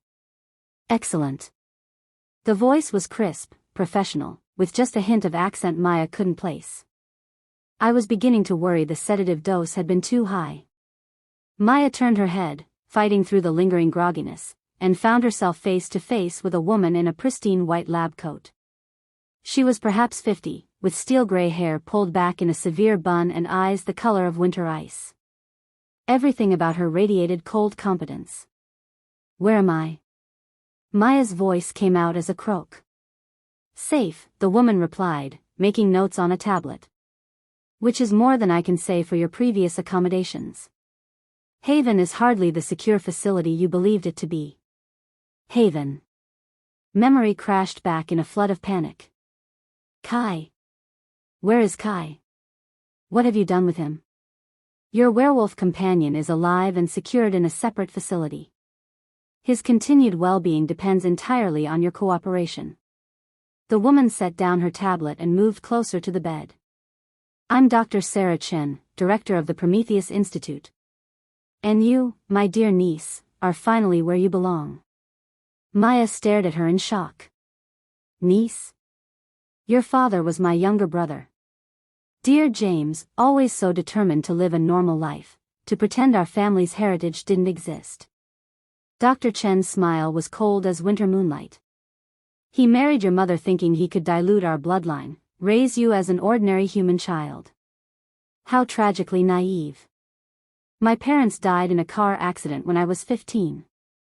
Maya struggled to sit up, fighting against restraints she hadn't noticed before. "You're lying. Your parents died because they refused to surrender you for proper training. The car accident was an unfortunate necessity." Dr. Chen's tone never changed, as if she were discussing the weather rather than admitting to murder. "You were too young then, your abilities too dormant to be useful. So we waited. Watched. Let you grow up thinking you were normal." The casual admission of her parents' murder hit Maya like a physical blow. "You killed them." "I did what was necessary to protect our family's legacy. Our bloodline, Maya, is ancient beyond measure. We are the descendants of the first humans who learned to hunt supernatural predators. For over 3,000 years, the Qin family has been the sword and shield that stands between humanity and the monsters that would destroy it." Maya felt sick, but underneath the nausea was a growing rage that made the air around her bed shimmer with heat. "You're insane." "Am I?" "Look around you, child. This facility houses the most advanced supernatural research program in the world. We've developed weapons that can kill any supernatural being, restraints that can hold even the most powerful entities, and methods for harnessing supernatural abilities for the protection of humanity." Dr. Chen gestured to the walls around them. "Every innovation here has been funded by the Qin family fortune and guided by our inherited knowledge. And what does any of that have to do with me?" "Everything." Dr. Chen's eyes glittered with fanatic fervor. "You see, my dear, our bloodline carries a very special gift. We don't just hunt supernatural beings, we can control them. Bond with them. Make them serve humanity's interests rather than their own chaotic impulses." Maya thought of her connection to Kai, the mate bond that had felt so natural and right. "You're talking about slavery." "I'm talking about evolution. The next step in human development." Dr. Chen leaned closer, and Maya could smell antiseptic and something else, something that reminded her unpleasantly of old blood. "Your werewolf has already demonstrated the beginnings of this bond. He's protective of you beyond rational limits, willing to die for you even though you've known each other for mere days. That's not love, child. That's supernatural compulsion, triggered by your dormant abilities." "That's not true." But even as Maya said it, doubt began to creep in. How could she be so certain of her feelings for Kai when everything had happened so fast? How could she trust emotions that defied logic and reason? "Isn't it? Tell me, when you touch him, don't you feel power flowing between you? When you're threatened, doesn't his wolf respond with violence that seems beyond his control?" Dr. Chen's smile was sharp as a scalpel. "You've been unconsciously dominating him since the moment you met. The question is, what else could you dominate with proper training?" Maya closed her eyes, trying to shut out the woman's poisonous words. But memories kept surfacing, the way Kai had seemed compelled to trust her immediately, the way his wolf had been so docile during her medical treatment, the way he'd risked everything to protect her. "I want to see him," she said finally. Of course you do. The bond you've created makes separation uncomfortable for both parties. Very well. Dr. Chen typed something into her tablet. But first, we need to run some tests. Nothing invasive, I assure you. Just baseline measurements of your abilities. And if I refuse? Then your werewolf companion begins to experience some rather unpleasant side effects from the silver restraints we've placed on him. Fascinating how quickly silver poisoning can turn fatal in his kind. Maya's power flared, and every light bulb in the room exploded in a shower of sparks. Dr. Chen stumbled backward, her professional composure cracking for the first time. Remarkable, she breathed, making rapid notes even as smoke rose from her singed lab coat. Your power manifestation is far stronger than our projections indicated. This is even better than I hoped. Let me see Kai, Maya demanded, forcing her voice to remain steady despite the rage burning in her chest. Now. Very well. But Maya? Dr. Chen paused at the door, her winter-cold eyes fixed on her niece's face. Remember what I told you about your parents? They thought they could defy our family's destiny, and look how that ended. Don't make the same mistake. The room they brought Maya to was sterile and windowless, dominated by a massive two-way mirror that reflected her pale, shaken face. She barely recognized herself, hair tangled, dressed in a shapeless gray uniform that smelled of disinfectant, dark circles under her eyes that spoke of exhaustion and trauma. He's on the other side, Dr. Chen said, activating something that made the mirror clear like glass. Perfectly safe, as you can see. Maya's heart clenched at the sight that greeted her. Kai was strapped to a metal table, still in his wolf form, with silver-bright restraints binding his legs and neck. His magnificent black fur was matted with sweat, and she could see the angry red marks where the silver was burning his skin. But it was his eyes that broke her heart, storm gray and filled with pain and desperate worry. He can see you, Dr. Chen noted clinically. But the chamber is soundproof. He can't hear anything you say. Maya pressed her hands against the glass, and immediately Kai's struggle against his bonds intensified. She could see him trying to shift back to human form, but something was preventing the transformation. Silver interferes with shape-shifting, Dr. Chen explained. Quite useful for keeping werewolves manageable. He's in pain. Maya's voice was barely a whisper. Mild discomfort, nothing more. Though I should mention that prolonged exposure to silver can cause permanent damage to their nervous systems. Brain damage, paralysis, eventual death. Maya spun to face her aunt, fury making her vision go red around the edges. What do you want? Your cooperation. A simple demonstration of the bonding process. Dr. Chen handed her a small device that looked like a modified remote control. Press the button, and you'll send a command directly to his mind. Something simple, make him stop struggling, perhaps. I won't. Then he continues to suffer. And Maya? The silver concentration in those restraints increases every hour. We have perhaps 6 hours before the damage becomes irreversible. Maya stared at the device in her hands, then at Kai's agonized form on the other side of the glass. She could feel something deep inside her responding to his pain, some primal part of her nature that demanded she do whatever was necessary to protect him. What kind of command? She asked quietly. Nothing harmful. Just a simple instruction to lie still, stop fighting the restraints. It will actually reduce his discomfort considerably. Maya looked at Kai again, saw the way his struggles were making the silver burn deeper into his skin. If she could ease his pain, even a little. She pressed the button. The effect was immediate and horrible. Kai's entire body went rigid for a moment, then relaxed into unnatural stillness. His eyes remained conscious, aware, but his body was no longer under his control. He wasn't struggling anymore, but Maya could see the panic in his gaze, the violation of having his will overridden. Excellent. Dr. Chen clapped her hands together like a pleased teacher. You see how simple it is? The bond allows you to influence his actions directly, bypassing his conscious mind entirely.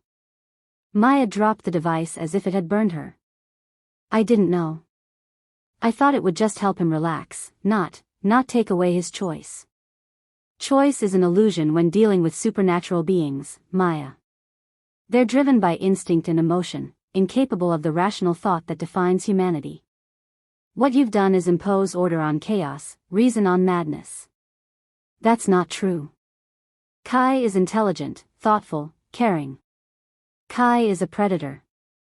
A killer. How many people do you think he's killed in his wolf form? How many innocents has his pack torn apart during their hunts? Dr. Chen's voice was relentless, hammering at Maya's defenses. You've seen his gentle side because you're his mate, because his instincts compel him to protect you. But what about everyone else? What about the humans who can't defend themselves against creatures like him? Maya wanted to argue, but she realized she didn't actually know the answer. She'd never asked Kai about his past, about what his wolf had done during pack hunts or territorial disputes. She'd been so caught up in the romance of their bond that she'd never considered the darker implications. I want to talk to him, she said. I'm afraid that's not possible. The chamber's isolation is necessary for both your safety and his. You see, when supernatural beings are in distress, they can become quite unpredictable. On the other side of the glass, Kai's eyes were fixed on Maya's face with desperate intensity. She could see him trying to communicate something, but without sound, she couldn't understand what he was attempting to say. There is something else I should show you, Dr. Chen said, producing another tablet. Security footage from Haven, recorded just before our extraction team arrived. The screen lit up with night vision imagery of the magical valley. Maya watched in growing horror as hunters moved through the settlement with military precision, but it wasn't the attack itself that made her stomach drop. It was seeing the residents of Haven, people she'd met, who'd welcomed her, being loaded into transport vehicles like cargo. What have you done? She whispered. Cleaned up a nest of supernatural criminals. Haven was harboring fugitives from justice, creatures who've committed crimes against humanity for decades or even centuries. Dr. Chen's tone was matter-of-fact. They'll be processed according to their threat level. Some will be suitable for our research programs, others will require more permanent solutions. You're talking about genocide. I'm talking about protecting humanity from an existential threat. Supernatural beings reproduce faster than humans, they're stronger, faster, and live longer. Without intervention, they would eventually dominate or eliminate normal humans entirely. Maya thought of Robin, the shy young man who'd brought them dinner. Of the flame-haired woman who'd nodded politely as they passed. Of Sarah Nightshade with her terrible beauty and ancient power. What about Sarah? Did you capture her too? Dr. Chen's expression darkened. The Nightshade which proved elusive. But we'll find her eventually. Creatures like that can't hide forever. Relief flooded through Maya. If Sarah had escaped, there was still hope. The ancient sorceress had seemed genuinely fond of her, and more importantly, she had the power to challenge whatever Dr. Chen was planning. Now then, Dr. Chen continued, let's discuss your training program. With proper instruction, you could learn to control dozens of supernatural beings simultaneously. Imagine the good you could do for humanity, making werewolf packs serve as guard animals for human settlements, forcing vampire covens to police their own kind, compelling fey courts to share their knowledge for human benefit. And if I refuse? Then your werewolf dies a slow, painful death from silver poisoning, and we find other ways to develop your abilities. We have samples of your blood now, Maya. Even if you won't cooperate, we can learn from your genetic structure, perhaps create synthetic versions of your bonding capabilities. Maya stared at Kai through the glass, seeing the pain and fear in his eyes, the unnatural stillness of his body where her commands still held him immobile. She'd already violated his free will once. How many more times would she be forced to choose between his safety and her principles? I need time to think, she said finally. Of course.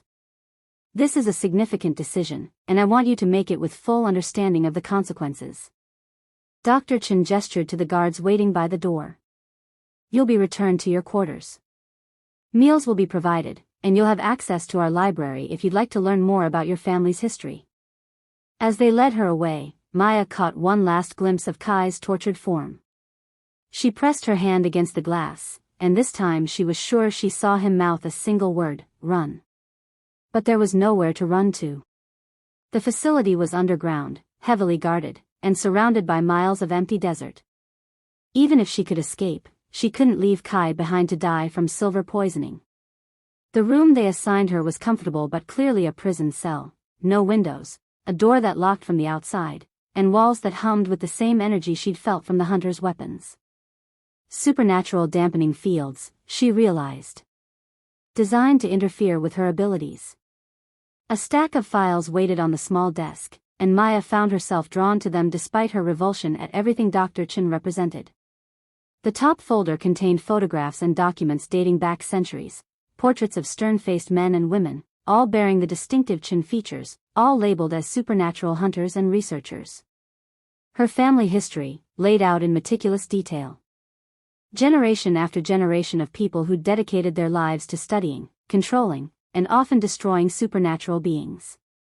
The scope of it was staggering: research facilities on every continent, government contracts, corporate partnerships, a vast network of resources devoted to a single purpose. The final folder contained more recent materials, and Maya's hands trembled as she opened it. Surveillance photos of herself, dating back years. Pictures of her at veterinary school, at work, even in her own home. They'd been watching her entire life, waiting for her abilities to manifest. But it was the last document that made her blood run cold. A detailed analysis of her relationship with Kai, complete with psychological profiles and behavioral predictions. They'd known about the mate bond before it had even formed, had perhaps even engineered their meeting somehow. Maya sank onto the narrow bed, overwhelmed by the implications. Had any of it been real? Her attraction to Kai, his devotion to her, the sense of destiny that had brought them together? Or had it all been manipulation, some kind of supernatural programming that her family had bred into her bloodline? A soft knock at the door interrupted her spiraling thoughts. "Come in," she called, expecting to see Dr. Chen or one of the guards. Instead, a young woman in a lab coat entered, carrying a tray of food. She was perhaps 25, with kind eyes and nervous movements that suggested she wasn't entirely comfortable with her role here. "I brought dinner," the woman said quietly. "And other things." She set the tray down and glanced quickly at the door before producing a small device from her pocket. Maya recognized it as some kind of jamming equipment. "We don't have long before they notice the surveillance interference," the woman whispered urgently. "My name is Dr. Lisa Park. I work in the genetics lab, but I'm not. I don't agree with what they're doing here. Can you help me?" Maya asked. "I'm trying. There are others, staff members who joined this program thinking they were helping humanity, but what Dr. Chen is really doing." Lisa shook her head. "The experiments, the way they treat the supernatural subjects, it's monstrous." "What about Kai? Is he really dying from silver poisoning?"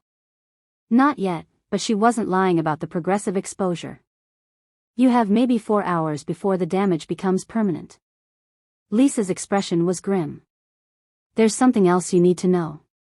The bonding ability you demonstrated, it's not what Dr. Chen claimed." "What do you mean?" "I've been studying your blood samples, comparing them to historical records of your family line. The control mechanism isn't supernatural domination. It's something far more sophisticated, a form of empathic resonance that allows for voluntary psychic linking." Maya felt a spark of hope. Voluntary? The subject has to be willing, has to trust the bonding process completely. What you did to your werewolf earlier, that was only possible because he loves you, because he would do anything to protect you, even if it meant surrendering his free will temporarily.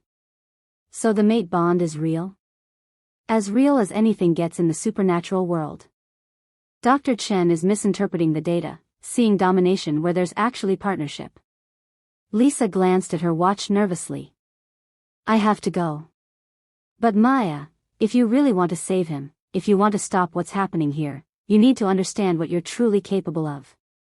"What am I capable of?" "Not controlling supernatural beings," Lisa said with a sad smile.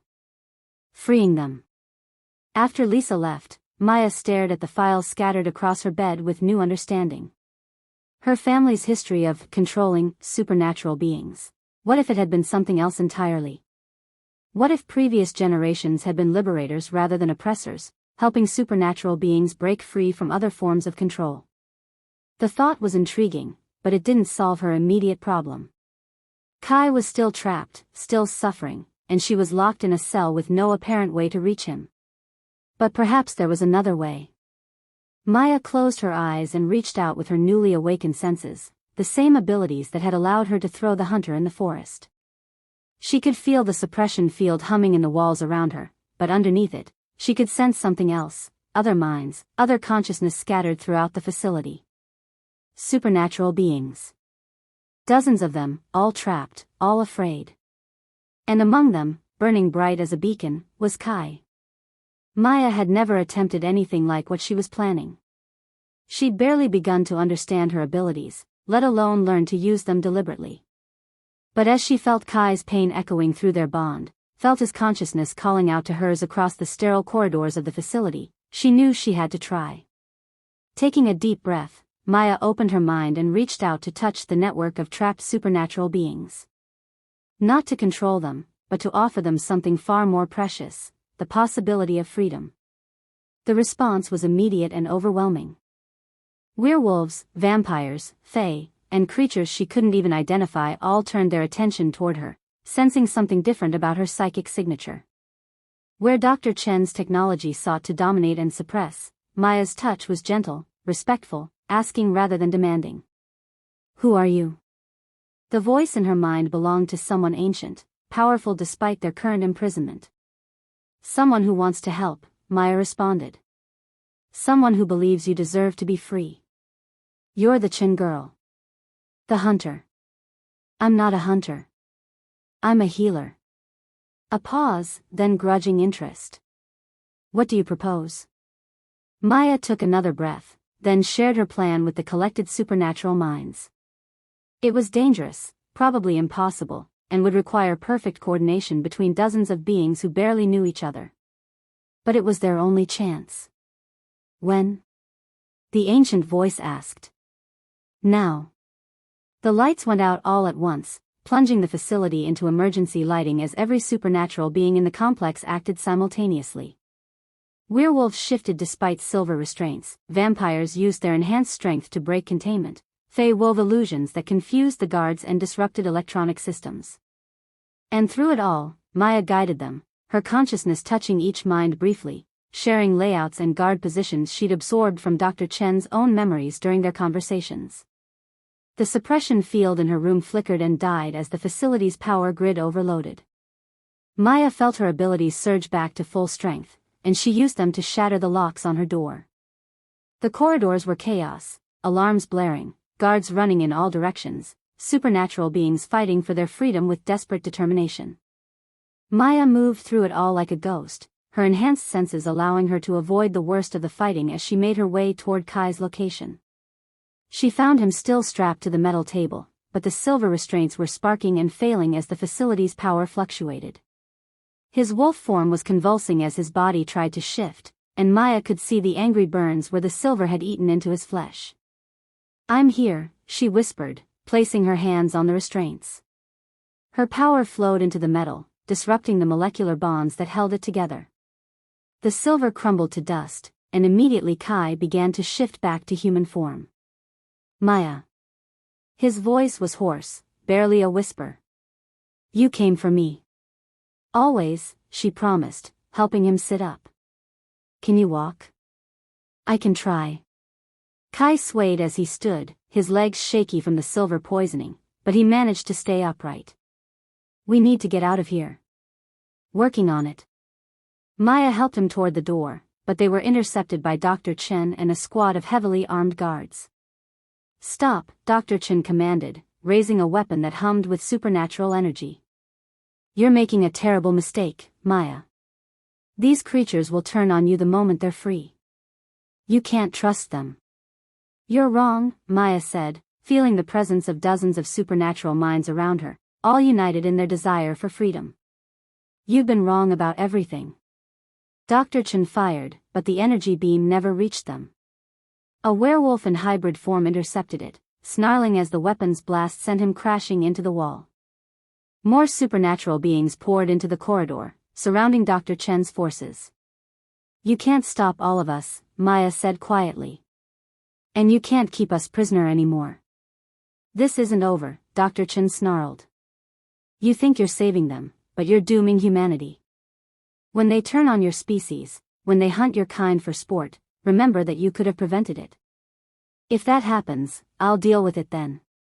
But I won't be part of enslaving innocent beings based on fears and prejudices."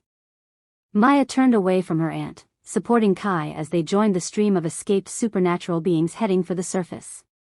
Behind them, she could hear Dr. Chen shouting orders, but the facility's security was overwhelmed by the mass breakout. They emerged into desert starlight, free air that tasted like hope and possibilities. Around them, supernatural beings were scattering to the winds, returning to families and homes they'd been torn from. "Where will we go?" Kai asked, his arm around Maya's waist for support. "I don't know," Maya admitted. "But we'll figure it out together." As they walked away from the facility, Maya felt a familiar presence brush against her mind. "Well done, little healer," Sarah Nightshade's voice whispered across impossible distances. "Come home when you're ready. Haven will rise again." Maya smiled, feeling truly free for the first time in her life. They had a future to build, a bond to explore, and a world of possibilities stretching out before them. But first, they had to survive what was coming next. If you're enjoying this channel, don't forget to like the video, drop a comment to share your thoughts, and hit the subscribe button. Also, turn on the notification bell so you'll be updated whenever more stories like this drop. Chapter 4. 3 months later. Maya woke to the sound of tiny growls and the unmistakable crash of something expensive breaking. Again. She rolled out of bed with practiced efficiency, her body moving automatically even as her mind struggled to catch up. 3 months of motherhood to supernatural twins had taught her to function on minimal sleep, maximum caffeine, and the kind of hypervigilance that came from never knowing what impossible thing her children might do next. "Phoenix." "Shadow," she called softly, padding barefoot down the narrow hallway of the cottage Moira had provided. "What are we destroying this morning?" The answering yips came from the kitchen, accompanied by more crashing sounds that made Maya wince. Whatever it was, she hoped Moira wouldn't add it to the growing list of supernatural damages Maya somehow owed for. She found her sons in the middle of what could only be described as a food fight, except that both boys were currently in their wolf pup forms and appeared to be levitating pieces of fruit at each other with their minds. Phoenix, slightly smaller than his brother but with Maya's dark hair in his human form, was trying to stack apples in an impossible geometric pattern. Shadow, broader and stronger even at 6 months old, was systematically dismantling his brother's creation by flinging grapes with telekinetic precision. "Boys," Maya said firmly, and both pups immediately dropped to all fours, their various projectiles clattering to the floor. "What have we discussed about using your abilities in the house?" Phoenix shifted first. The transformation still took Maya's breath away, watching her infant son's form blur and flow until a perfectly normal-looking 6-month-old baby sat among the fruit debris. Except that normal 6-month-olds couldn't sit unsupported, couldn't look at their mothers with the kind of ancient intelligence that seemed to peer out from Phoenix's dark eyes.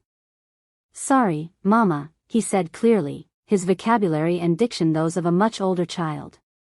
"Shadow started it." Shadow shifted a moment later, shooting his brother a look of supreme annoyance. "Did not. You were making the apples dance, and I wanted them to stop." "Did too. You threw the first grape." "Boys." Maya's voice carried the exhausted authority of a mother who'd had this same argument approximately 47 times in the past week. "What's the rule about morning behavior?" "No shifting before breakfast," they chorused in perfect unison, a display of twin telepathy that still made Maya's skin prickle with unease. "And no telekinesis on anything that can break, stain, or explode," Phoenix added virtuously. "And no reading other people's minds without permission," Shadow finished, though the way he said it suggested he considered this rule more of a guideline than an absolute requirement. Maya surveyed the destroyed kitchen, fruit scattered across every surface, cabinet doors hanging open, and what appeared to be juice stains on the ceiling, and felt the familiar weight of overwhelming responsibility settle on her shoulders. How was she supposed to teach normal moral development to children who could manipulate matter with their thoughts and spoke with the vocabulary of college graduates? "Help me clean this up," she said, already reaching for the paper towels. "And then we need to discuss why we don't use our abilities when we're frustrated." The boys exchanged one of their telepathic conversations. Maya could always tell when it was happening because they went completely still and their eyes took on an identical, unfocused expression. After a moment, Phoenix looked up at her with an expression of genuine curiosity.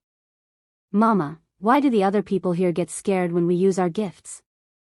We're not hurting anyone." Maya paused in her cleaning, struck by the innocent honesty of the question. How did she explain to a 6-month-old child with the mind of a 5-year-old that his mere existence terrified supernatural beings who had lived for centuries? "Because people are afraid of things they don't understand," she said carefully. "And you too are very special. Sometimes special things make people nervous." "Are we bad special or good special?"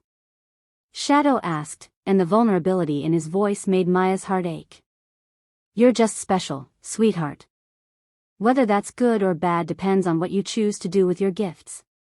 Another of those silent conversations passed between the boys, lasting longer this time. When they focused on her again, there was something different in their expressions, older, more serious. "We don't want to be bad special," Phoenix said quietly. "Then we'll make sure you're not," Maya promised, pulling both boys into a hug that felt like the only anchor point in her increasingly chaotic world. A soft knock at the door interrupted the moment, and Maya felt her entire body tense with automatic alarm.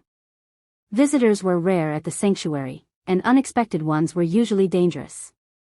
"Maya, dear?" Moira's voice carried through the wooden door, tinged with the musical accent that hinted at origins far older than her apparent age suggested. "Might I have a word?" Maya opened the door to find the ancient witch looking more troubled than she'd ever seen her. Moira appeared to be in her 40s, with auburn hair streaked with premature silver and eyes the color of forest moss. But Maya had learned that appearances meant nothing when dealing with supernatural beings. Moira's true age was measured in centuries, not decades. "Is everything all right?" Maya asked, automatically stepping aside to let her in. "That remains to be seen." Moira's gaze immediately went to the twins, who had gone completely still in that uncanny way children had when they sensed adult tension. "How are the boys this morning?" "Energetic," Maya said dryly, gesturing to the disaster zone that had once been her kitchen. "Yes, I felt the psychic disturbance from my cottage." Telekinetic food fights tend to create rather distinctive energy signatures. Moira's expression was fond but worried. "Maya, we need to discuss their development. It's accelerating beyond what even I expected." "I know. They're growing so fast, learning so quickly." Maya trailed off, seeing the boys watching their conversation with the kind of focused attention that meant they were absorbing every word. "Boys, why don't you go play in your room for a while?" Quietly. Phoenix and Shadow exchanged another of their silent conversations, then obediently trotted toward the stairs. Maya waited until she heard their bedroom door close before turning back to Moira.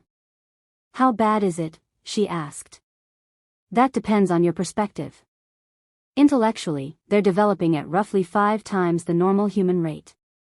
Physically, they're maintaining the appearance of normal growth while gaining strength and coordination that defies explanation." Moira moved to the window, peering out at the sanctuary's gardens with obvious unease. "But it's their supernatural abilities that concern me most. They're just learning to control their gifts. All supernatural children must go through." "Maya." Moira's voice was gentle but firm. "These aren't normal supernatural children. I've lived for over 800 years, and I've never encountered anything like them." The weight of that statement settled in Maya's stomach like a stone. Moira had been her lifeline for the past 3 months, the only person who seemed to understand what Maya was dealing with. If even she was worried. "Tell me," Maya said quietly. "Yesterday, while you were at the market, Shadow became frustrated with a puzzle he was working on. In his annoyance, he briefly opened a telepathic connection to every supernatural being within a 50-mile radius." Moira's expression was grave. For approximately 30 seconds, every vampire, werewolf, fae, and witch in the area experienced the emotional tantrum of a 6-month-old child with godlike psychic potential. Maya felt the blood drain from her face. Was anyone hurt? 3 vampires fell into involuntary hibernation, a pack of werewolves shifted simultaneously and took out half a forest, and I received reports of spontaneous magical incidents from Scotland to South Dakota. Moira turned from the window to face Maya directly. The boy wasn't even trying to project. It was simply emotional overflow from his developing abilities. What does that mean for their future development? I don't know. And that terrifies me more than I can express. Moira settled into one of the kitchen chairs, looking every one of her 8 centuries. Maya, there's something else. Something I should have told you weeks ago, but I hoped I was wrong. Maya's enhanced senses picked up the shift in Moira's emotional state, fear, guilt, and something that might have been grief. What is it? There's a prophecy. Ancient, written in the early days when the supernatural world was first forced into hiding. It speaks of twin children born of hunter and werewolf blood, children whose power will either unite all supernatural beings under one rule or destroy the barriers between worlds entirely. The kitchen suddenly felt too small, too warm. Maya gripped the back of a chair to steady herself. My children. The children of Alpha and Hunter, born in blood and chaos, raised in exile and fear. The signs are unmistakable. Moira's voice was barely a whisper. Maya, the prophecy speaks of a choice the twins will have to make when they reach maturity. They can use their power to become rulers of all supernatural beings, benevolent dictators who bring peace through absolute control. Or they can tear down the barriers that separate the human and supernatural worlds, forcing an integration that will likely destroy both sides in the resulting chaos. Maya sank into the chair across from Moira, her mind reeling. Those are the only options? Rule or destroy? According to the prophecy, yes. But Maya, prophecies are tricky things. They describe potential futures, not fixed destinies. The choices your sons make as they grow, the values you teach them, the experiences they have, all of that will influence which path they ultimately choose. And if they choose neither? If they decide to just live normal lives? Moira's expression was infinitely sad. I'm afraid that may not be possible. Their power is already too great, growing too quickly. Eventually, they'll be forced to make a choice about how to use it. The question is whether we can help them choose wisely. Before Maya could respond, the sound of running footsteps on the stairs announced the return of her sons. They burst into the kitchen with the kind of coordinated timing that suggested they'd been listening from the top of the stairs. Mama, Phoenix said urgently, there are people coming. Bad people, Shadow added, his young face set in lines too serious for a child his age. They smell like silver and fear. Maya's blood went cold. Hunters? Moira was already on her feet, power crackling around her like visible electricity. How many? How far? The boys went very still, their eyes taking on that unfocused look that meant they were extending their supernatural senses far beyond normal limits. After a moment, Phoenix looked up with an expression of grim certainty. 12 vehicles. 43 people. They have weapons that hurt supernatural beings. His voice carried an odd echo, as if he were speaking from somewhere very far away. They'll be here in 6 minutes. Pack only what you can't replace, Moira ordered, already moving toward the door. I'll evacuate the other residents and activate the sanctuary's defenses. Maya grabbed her emergency bag, she'd learned to keep one ready after the first hunter attack, and turned to gather her sons. But they weren't moving. Boys, we have to go. Now. No, Shadow said quietly. No? Maya stared at her 6-month-old son in shock. What do you mean, no? Phoenix moved to stand beside his brother, and Maya was struck by how much older they suddenly looked. Not physically, they still appeared to be normal infants, but something in their bearing, their expressions, suggested minds far beyond their apparent age. We're tired of running, Mama, Phoenix said gently. Tired of hiding. Tired of letting bad people chase us away from our homes. Boys, you don't understand. These people want to hurt us. They have weapons that. We know what they have, Shadow interrupted, and for a moment his voice carried an authority that made Maya's knees weak. We can feel their intentions, smell their fear and hatred. But Mama, we're not helpless anymore. You're children. We're your children, Phoenix corrected. And we protect our family. The sound of vehicles approaching at high speed cut through the morning air. Maya could see dust clouds rising in the distance, marking the hunters' rapid approach. Around the sanctuary, she could hear other residents fleeing, doors slamming, engines starting, the controlled chaos of a community that had practiced emergency evacuations. Maya. Moira's voice carried from outside. We need to go. But Maya couldn't move. Her sons stood between her and the door, their small faces set with determination that was both heartbreaking and terrifying. Please, she whispered.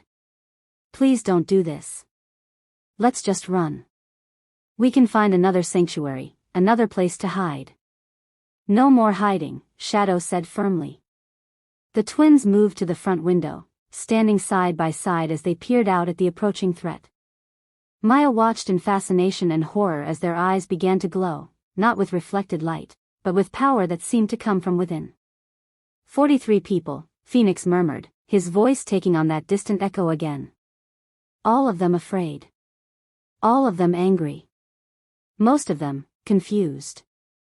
Confused about what? Maya asked, though part of her didn't want to know the answer. About why they're here. About what they're supposed to do when they arrive. Shadow turned to look at her, and his glowing eyes held ancient wisdom that should have been impossible in someone his age. Mama, would it be wrong to make them remember that they have families waiting for them at home? Maya's breath caught. What are you asking? We could make them forget why they came here. Make them remember that they love their children, their spouses, their parents. Make them want to go home instead of hurting people. Phoenix's voice was earnest, seeking approval. Would that be wrong? The ethical implications made Maya's head spin. Her children were proposing to rewrite the minds of 43 people, to override their free will and replace their mission with different motivations. It was a violation of everything she believed about personal autonomy and individual choice. But it was also non-violent. No one would be hurt, no one would die. The hunters would simply go home. How? She asked, then immediately regretted the question. By asking for details, she was implying she might consider it. The same way we talk to each other, Shadow explained patiently. We reach into their minds and show them what they're forgetting. How much they love their families. How much their families need them. How much happier they'd be at home instead of hurting strangers. The vehicles were getting closer. Maya could see the lead truck cresting the hill that overlooked the sanctuary, could make out figures in tactical gear preparing their weapons. Boys, what you're talking about, it's not natural. People should make their own choices, even if we don't like the choices they make. Even if their choices hurt innocent people? Phoenix asked. Even if their choices make families like ours have to hide and run and never feel safe? Maya opened her mouth to respond, then closed it again. How did she explain complex moral philosophy to children who could rewrite reality with their thoughts? The first gunshots echoed across the valley, warning shots, meant to intimidate rather than kill. But they were followed by the distinctive whine of energy weapons charging, the kind Dr. Chen's people had used to capture supernatural beings alive. Mama, Shadow said urgently, we need to decide now. Maya looked at her sons, her beautiful, impossible, terrifying children, and made a choice that would haunt her for the rest of her life. Do it, she whispered. But gently. Don't hurt them, don't damage them. Just, help them remember what's really important. The twins nodded in perfect synchronization, then turned back to the window. The glow in their eyes intensified, and Maya felt power ripple out from them in waves that made the air itself shimmer. What happened next was visible from their vantage point at the window. The attacking vehicles slowed, then stopped entirely. Figures in tactical gear emerged, but instead of advancing on the sanctuary with weapons ready, they stood in apparent confusion. Maya could see them talking to each other, gesturing, some of them removing their helmets to scratch their heads. After several minutes of increasingly animated discussion, the entire force began loading back into their vehicles. Within 10 minutes of their arrival, they were driving away, their convoy disappearing over the hill as quickly as it had come. "What did you show them?" Maya asked, her voice barely a whisper. "The truth," Phoenix said simply. "That their children were waiting for them to come home. That their spouses missed them. That killing strangers wouldn't make their families any safer or happier. And they just believed it." "They wanted to believe it," Shadow explained. "People usually want to choose love over hate, family over duty. They just sometimes forget that they have a choice." Maya stared at her sons, these impossible children who could rewrite human psychology with a thought, and felt a chill that had nothing to do with the morning air. What they'd done was merciful, but it was also a demonstration of power that defied every natural law she understood. "Maya." Moira burst through the front door, her hair wild and her eyes bright with panic. "The sanctuary's defenses are failing, we need to." She stopped short, taking in the scene through the window. "Where did they go?" "Home," Phoenix said cheerfully, the glow fading from his eyes as he returned to looking like a normal infant. "We helped them remember that they missed their families." Moira's face went pale. "You did what?" "They made the hunters forget their mission," Maya explained, surprised by how normal her voice sounded. "Convinced them to go home instead of attacking." "Dear gods." Moira sank into a chair, looking shaken. "Maya, do you understand what this means? They just performed a coordinated mental manipulation on 43 people simultaneously. That level of psychic power, it's unprecedented." "But no one was hurt," Shadow pointed out reasonably. "Everyone gets to go home to their families. Isn't that better than fighting?" "It's not about better or worse, little one. It's about the implications of what you just demonstrated." Moira turned to Maya with wide, frightened eyes. "If they can do this now, at 6 months old, what will they be capable of when they reach full maturity?" Maya didn't want to think about that. Didn't want to imagine her children as adults, wielding the kind of power that could reshape human consciousness on a global scale.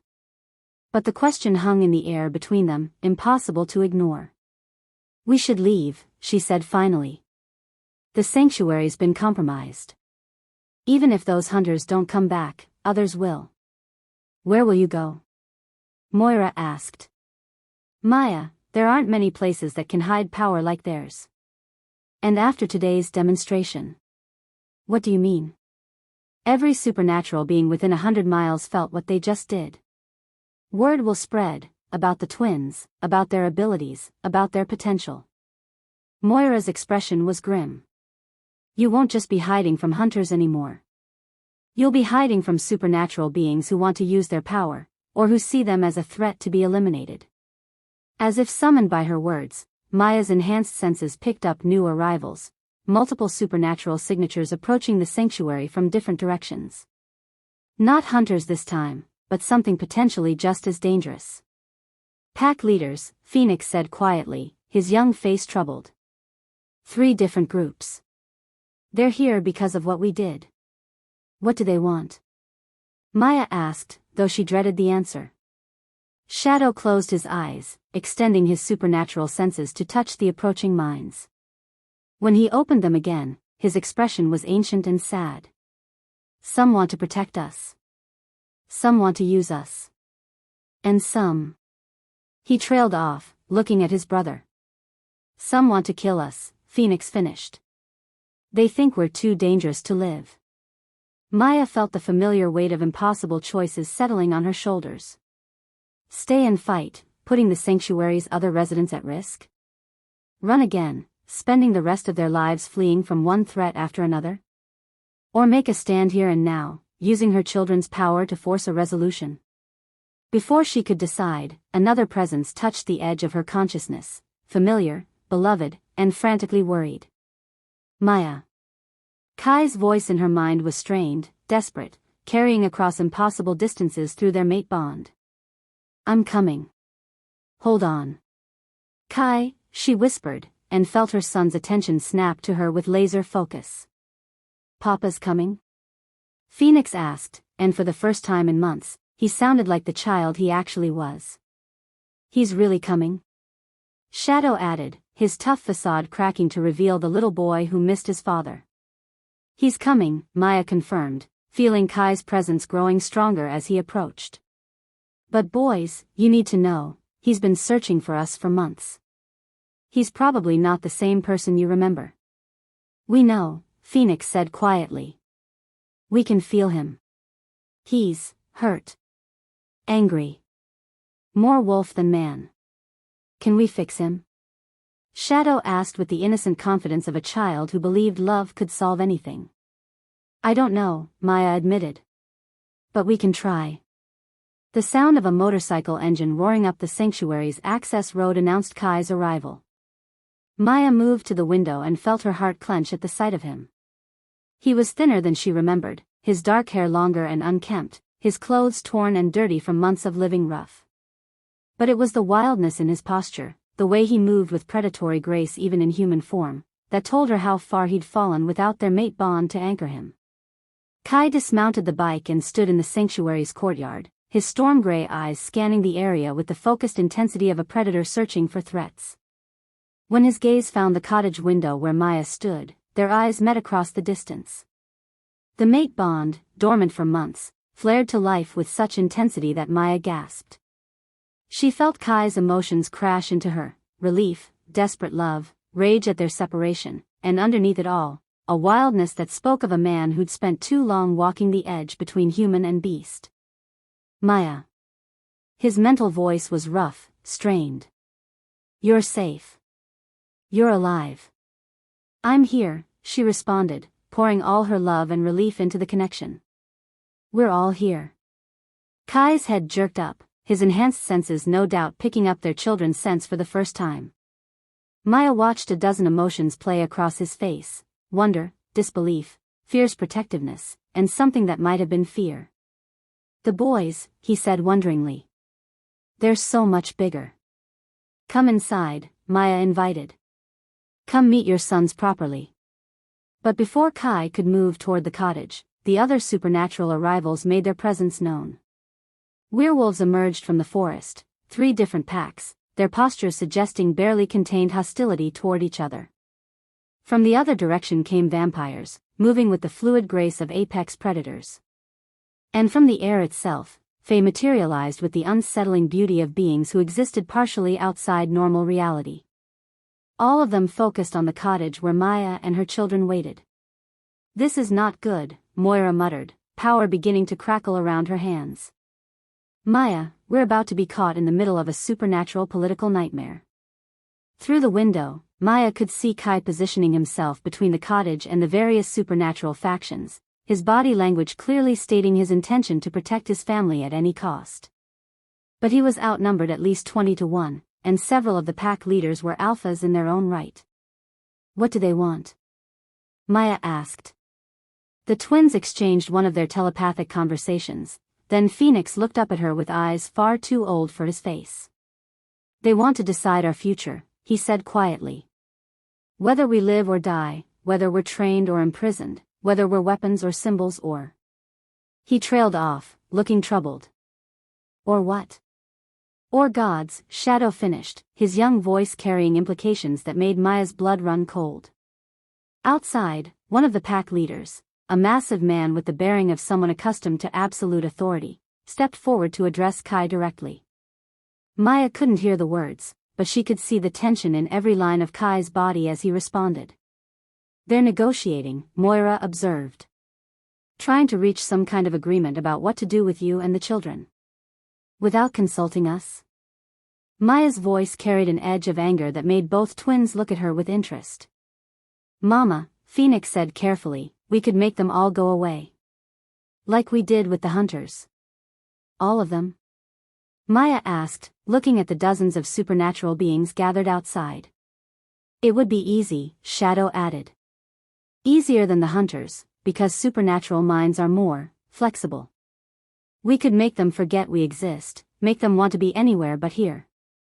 Maya stared at her children, these 6-month-old infants who could casually discuss rewriting the minds of some of the most powerful supernatural beings on the continent.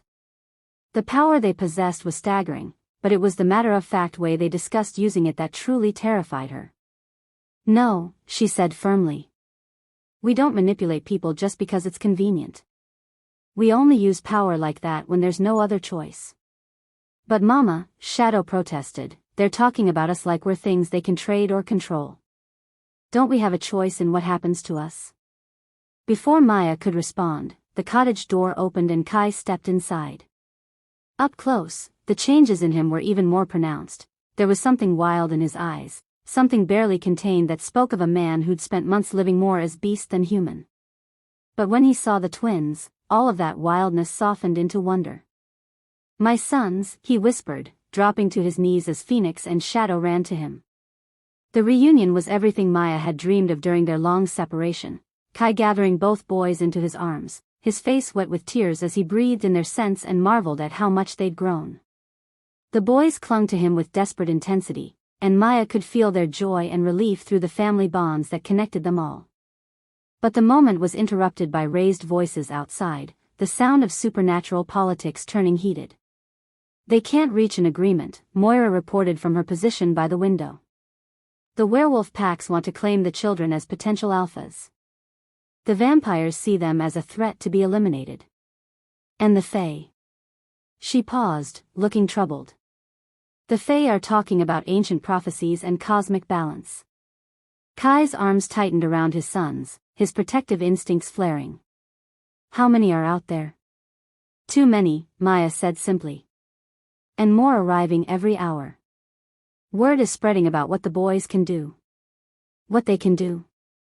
Maya quickly explained the morning's events, the hunter attack, the twins' casual mental manipulation of 43 armed humans, the growing awareness of their unprecedented power. Kai listened with growing alarm, his storm-gray eyes moving between his sons and the supernatural army gathering outside. "We need to leave. Now." "Where?" Maya asked. "Kai, there's nowhere left to run. After today, every supernatural being on the continent will know about them. We can't hide anymore." "Then we fight. Against all of them?" "Kai, there are dozens of alphas out there, vampires who've lived for centuries, Fae with power we can't even comprehend." "We have power too," Shadow interrupted, his young voice carrying disturbing confidence. "More power than all of them combined." "Your children," Kai said gently. "You shouldn't have to fight anyone." "But we can," Phoenix added. "And if it means protecting our family." The twins exchanged one of their telepathic conversations, and Maya felt a chill as she recognized the expression on their faces. They were making a decision, one that would change everything. "Boys," she said urgently, "whatever you're thinking. We're tired of being afraid," Shadow said quietly.